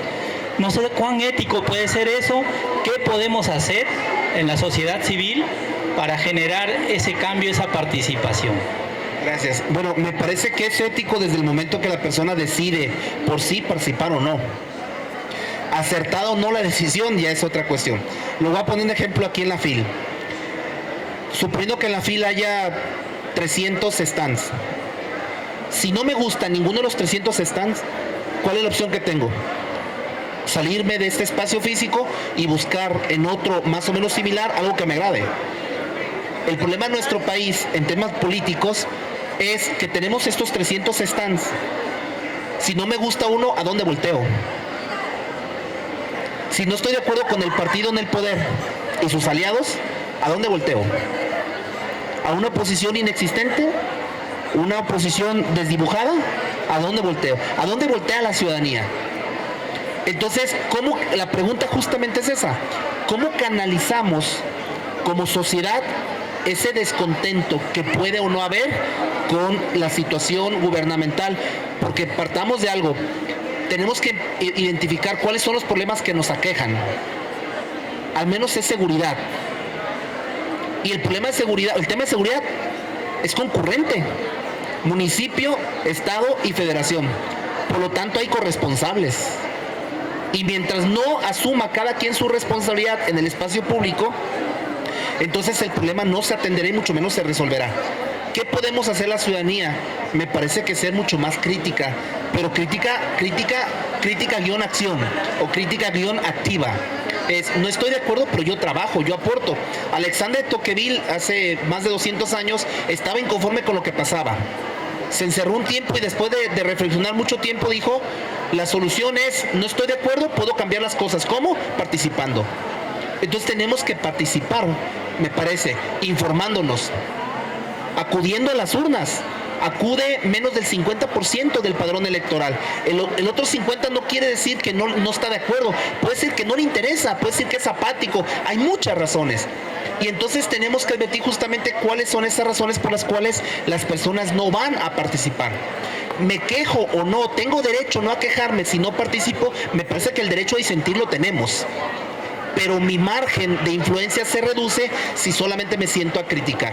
Y justamente son estos espacios los que permiten discutir las ideas. Yo no tengo la verdad, ni absoluta ni relativa. Es mi postura quizá equivocada. E intento hacerlo en este plano académico con objetividad. Puedo equivocarme, por supuesto. Pero me parece, y yo quizás sea por mi de formación de investigación, si lo queremos ver así, yo creo en la participación de la ciudadanía. Y estoy convencido que en la medida que las personas participen, en esa medida la partidocracia se reduce, porque lo que estamos viviendo en México es una partidocracia. Y no me refiero solamente a Morena, es una partidocracia, donde el PRI, el PAN, el Verde, el PT y Morena han configurado en su conjunto una partidocracia, con tendencias a un partido hegemónico, que ya lo tuvimos. ¿Y eso a qué se debe? Porque en las urnas, la mayoría de las personas que han ido a votar así lo han decidido. Pero la otra mayoría, en comparación del universo, el padrón electoral, que no han ido a votar, no sabemos, especulamos si están o no de acuerdo. El hecho indubitable es que no participan. ¿Es cuánto? Muchas gracias, doctor. Bueno, se incorpora ya con nosotros la doctora María Guadalupe Ramírez Contreras. Ella es psicóloga, es doctora en salud pública y es profesora del Centro Universitario de Tonalá, presidenta del Comité de Ética de Investigación del propio centro. Doctora, le agradecemos muchísimo, lamentamos esa situación de no poder ingresar a la expo, pero comentábamos aquí que tantos autobuses, tantos jóvenes, estamos cambiando muchas vidas y bueno, pues se justifica y qué bueno que pueda participar con nosotros. El tema pues ya ha sido abordado por el doctor desde un ámbito jurídico. Vamos a ver entonces cómo esta ética y justicia tendrían que embonar, tendrían que ser parte de esta bioética, ¿no? De esta forma de vida y de convivencia. Y como decía el doctor, necesitamos participar. Cada día, el día a día necesita que el ciudadano dedique un tiempo a la participación, así como se lo dedicamos a otras áreas de construcción de nuestra propia vida. La participación es muy importante, pero con ética y con este razonamiento de justicia, que parece que nada más tendríamos que ir a una institución a pedirla y la impunidad es más del 90%. Aquí han dicho que es solamente 1% de aplicación de justicia. Entonces, creo que es momento muy importante de hacer esas reflexiones y sin más, les cedo el uso de la voz, por favor. Hola, muy buenas tardes. Muchas gracias, doctores. Una disculpa por la demora. En toda mi vida profesional nunca me había pasado una travesía así. Me sentí muy frustrada, pero al mismo tiempo veo que es la magnitud que está logrando este evento y pensándolo de esa manera, pues me hace sentir bien, ¿no? Qué bueno que sea algo ya tan masivo. Yo traje aquí algunas notas, algunos puntos que no quisiera que se me escapara ninguno, dando continuidad a este tema al que se nos invitó, en el que la ética, la justicia y la bioética pues son inseparables. Sin embargo, valdría la pena platicar por qué y desglosar por qué. La bioética es una ética en sí misma, solamente que especializada en todo lo que tiene que ver con la vida, en todas sus formas, vida humana, vida animal, el planeta, plantas, todo el ecosistema. Y a su vez, la justicia, que busca garantizar beneficios dentro de la bioética, tanto médicos como de investigación, y de que se puedan distribuir estos de manera equitativa, pues tiene un componente muy importante en toda la discusión bioética. ¿Por qué? Porque desde uno de los modelos de referencia, modelos éticos de referencia más importantes, como es el principialismo, hablamos de que tenemos 4 pilares. Y esos 4 pilares serían la beneficencia, la no maleficencia, la justicia y la autonomía, tratando de que haya un equilibrio entre ellos 4. Sin embargo, además de que la justicia es un principio rector dentro de la bioética, también nos invita a repensar los problemas que tenemos en la bioética para que puedan ser solucionados de una manera más justa, de una manera más equitativa, y que esto promueva también la dignidad humana, que es un aspecto muy importante. Y para ello, pues valdría la pena reflexionar sobre este componente de justicia, ya muy enfocado a la bioética, entendido como la justicia social, que nos lleva a pensar en que la justicia no solamente es un principio filosófico, sino que es una necesidad urgente para analizar y para tomar decisiones en salud o en cualquier otra área que implique la vida, que por lo regular solemos dividir la bioética en ciencias de la salud, en las ciencias sociales y en las ciencias ambientales, y que además la investigación y los avances tecnológicos se distribuyan priorizando en las cosas que requieren ser atendidas de una manera más urgente, y además protegiendo a los grupos vulnerabilizados, que son aquellos que son más propensos por sus condiciones socioeconómicas o históricas para encontrarse desprotegidos. Entonces aquí tenemos un elemento en el que la justicia no solamente es un principio rector desde la filosofía, sino también como un aspecto de una necesidad a ser atendida, que debe de procurarse en la sociedad. Un segundo aspecto es que la bioética, tomando en cuenta la justicia y la ética, debe de partir de un contexto, o debe de ser contextual. Y yo quisiera esto llevarlo al contexto iberoamericano, ¿sí? En el contexto iberoamericano, pues no podemos tener una bioética neutra que se base en un modelo bioético de referencia que provenga de países con los que no compartimos las mismas características. No se trata de entenderles y de atender la epistemología que viene de otros países con los que realmente no compartimos algunas situaciones. Tenemos una corriente muy fuerte de propuestas anglosajonas para poder abordar los problemas de la bioética, y se basan sobre todo en el principialismo que yo les mencionaba, y luego tienen unas adaptaciones para que se pueda llevar a los colectivos, porque en el área de la salud, pues la bioética no solo trabaja con aspectos individuales, sino también con la salud poblacional, y es ahí donde debemos de apelar a tener una bioética que se contextualice reconociendo la pluralidad, que tenga una perspectiva o una postura teórica que implica cuestionar lo que sucede y que implica también la transformación.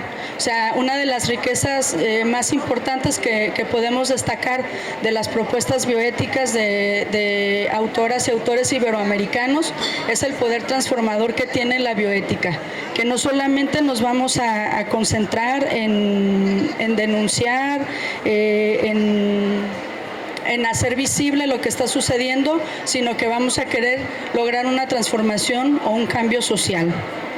En ese sentido, entonces también la bioética debería de reconocer para fortalecer la justicia, reconocer y respetar las cosmovisiones, los diferentes conceptos de vida, de salud, que el consentimiento informado pueda llevarse de una manera intercultural, que se respeten los derechos colectivos, entendiendo que la salud y la vida, que siendo la salud el principal recurso de vida, pues no solamente es un aspecto físico-biológico, sino que es psicológico, social, cultural e incluso histórico.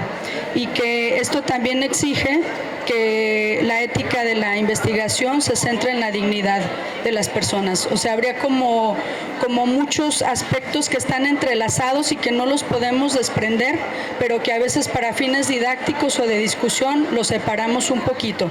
Entonces yo ya para ir cerrando esta aportación diría que la ética y la justicia y la bioética no pueden desprenderse, porque la bioética es una ética en sí misma y porque la justicia, además de buscar garantizar beneficios a las personas y de todo este aspecto filosófico, pues no queda nada más en ese ámbito, sino que se genera como una necesidad al convertirse en la provisión o la búsqueda de una justicia social para los más desfavorecidos, para quienes viven en desigualdades, y que se debe apelar también en todo momento en este triángulo al cuidado de la dignidad humana. ¿Sí? A esa cualidad, ese valor intrínseco que es innato, que solamente por el hecho de ser humanos lo poseemos, en el cual se fundamentan nuestros derechos y que es inalienable, porque no se lo podemos quitar a nadie ni nos lo pueden quitar. Hasta aquí mi aportación para continuar con la discusión.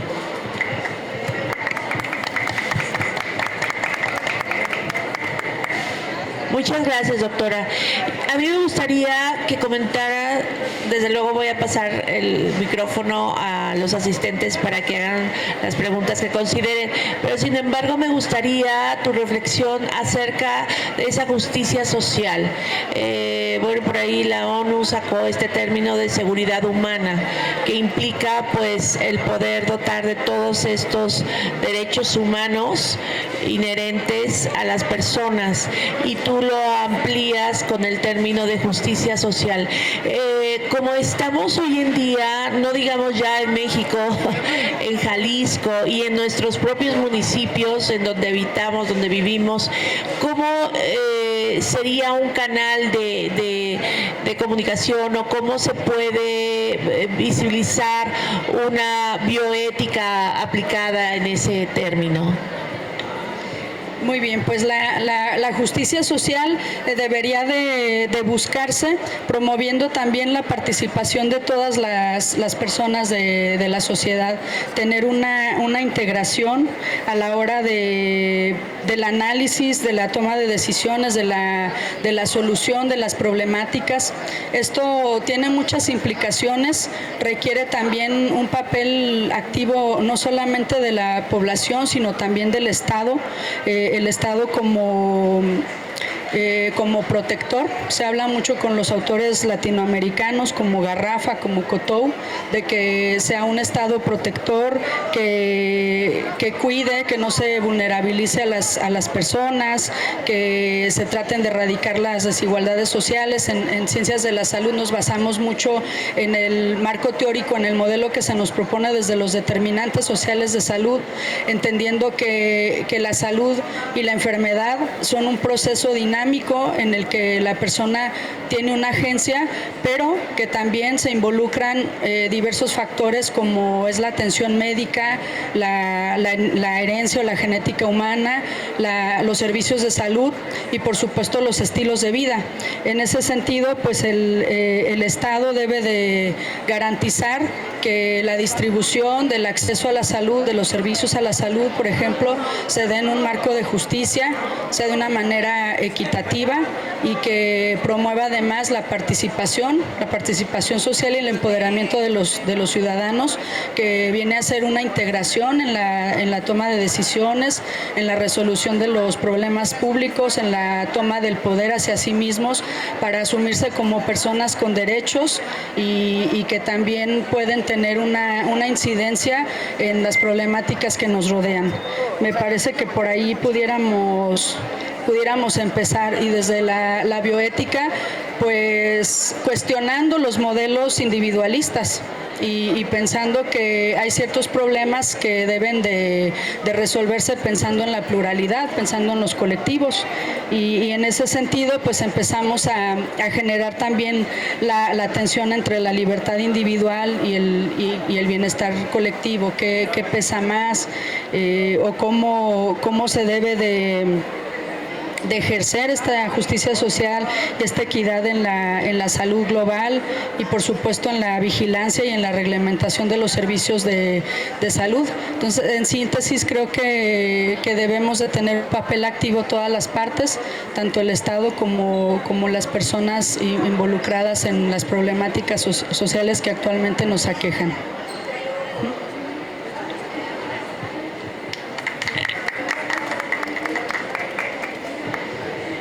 Muy bien, cedo el uso de la voz a alguna persona que quiera hacer una pregunta. Adelante, aquí hay una. La pregunta es, ¿qué papel consideran que ha brindado la Conbioética a nuestro país? O sea, si es un buen papel como Comisión Nacional que evalúa y regula los comités hospitalarios y los comités de ética de cada estado. Otra pregunta sería, a lo mejor también va en la pregunta implícita la respuesta, pero ¿por qué de todos los estados solamente Sinaloa no cuenta con el comité, con una comisión estatal de bioética? Yo quisiera agregar algo muy breve. Me parece que somos un ejemplo a nivel internacional tener estas figuras como la Conbioética, y que eso tiene que ver también con el ejercicio de una buena gobernanza para que se vigile que no existan desigualdades en ningún aspecto relacionado con la vida. Yo quisiera hacer un énfasis en los aspectos tecnológicos, ¿no? que actualmente nos están rebasando y que deben de, pues que se debe de cuidar desde los puntos de la confidencialidad, de la privacidad, que se deben de fortalecer estos comités de ética en investigación en todos los espacios, tanto públicos como privados. Desconozco esa situación de este estado de nuestro país. No sé si alguien sepa algo más al respecto. Sí, bueno, a mí me parece, aunado a lo que ya la doctora amablemente nos compartió, que me parece que al menos desde la perspectiva académica, la bioética está recibiendo un impulso muy importante. Y me parece entonces que las instituciones, la gran oportunidad es que las instituciones de educación superior trabajen más en la perspectiva bioética, pero no solamente esperando que la Conbioética o los comités de bioética en las entidades federativas hagan lo que por ley les corresponde, sino hacer un trabajo de vinculación y colaboración, porque en la medida que se dé esa vinculación y esa colaboración, también la academia, las universidades aportan elementos relevantes y podría fortalecerse esta perspectiva. Muestra es justamente que cada vez resultan un poco más comunes los posgrados en bioética o las materias de bioética en la licenciatura. Entonces creo que se han dado pasos muy relevantes, por supuesto, todavía existen áreas de oportunidad, pero creo que a pesar de todas esas complejidades, vamos por el camino correcto. Inacabado, pero vamos avanzando.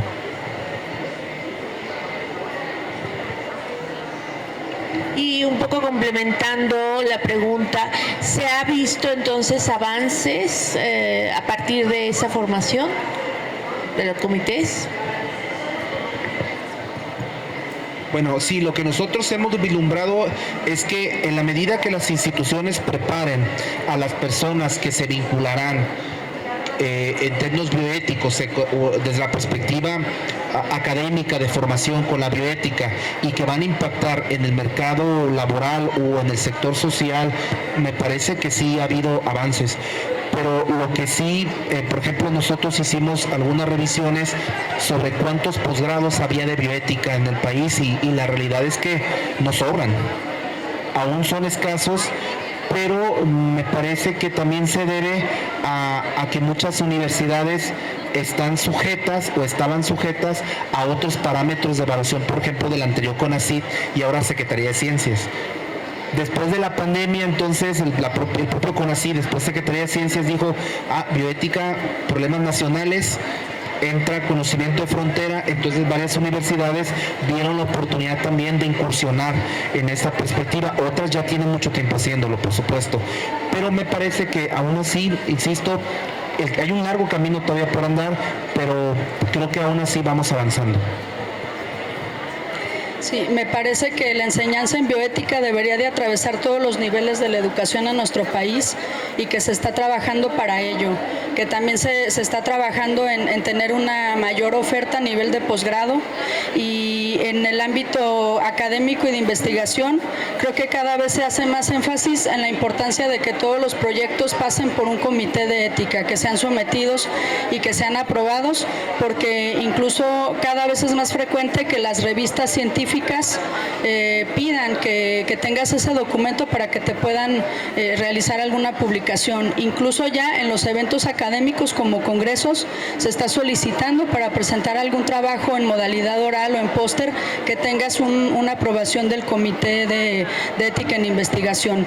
Y me parece que sin dormirnos en nuestros laureles, como decimos coloquialmente, en México hemos hecho un buen trabajo en relación al fortalecimiento de los comités de ética, en su diseminación, en su fortalecimiento, y que eso también se ve reflejado en el énfasis que se tiene en la discusión y en las publicaciones que van orientadas a la protección de las poblaciones vulnerabilizadas cuando se está haciendo investigación, que no las veamos como sujetos a quienes nada más vamos a ir a obtener información y que están ahí como captados y que es más fácil acceder a ellos, sino que se les trate con toda la dignidad y que además se les retornen los beneficios, y que se lleve a cabo el proceso de investigación con total transparencia y responsabilidad.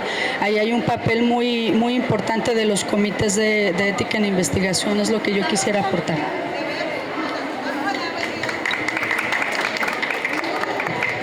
Bueno, pues no me queda más que agradecer a los ponentes sus brillantes presentaciones, a ustedes por su asistencia, y vamos a finalizar entregando el reconocimiento. Muchas gracias.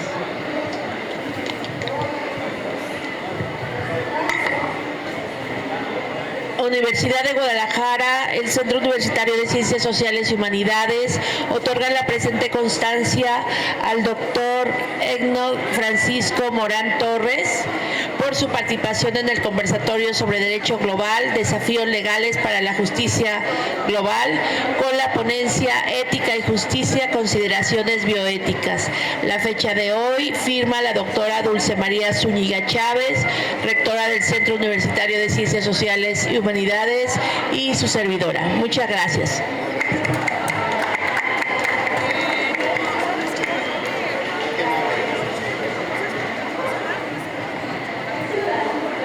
Con el mismo texto se le entrega a la doctora María Guadalupe Ramírez Contreras. Muchas gracias, doctora. Y un ramito de flores y la revista. Muchas gracias.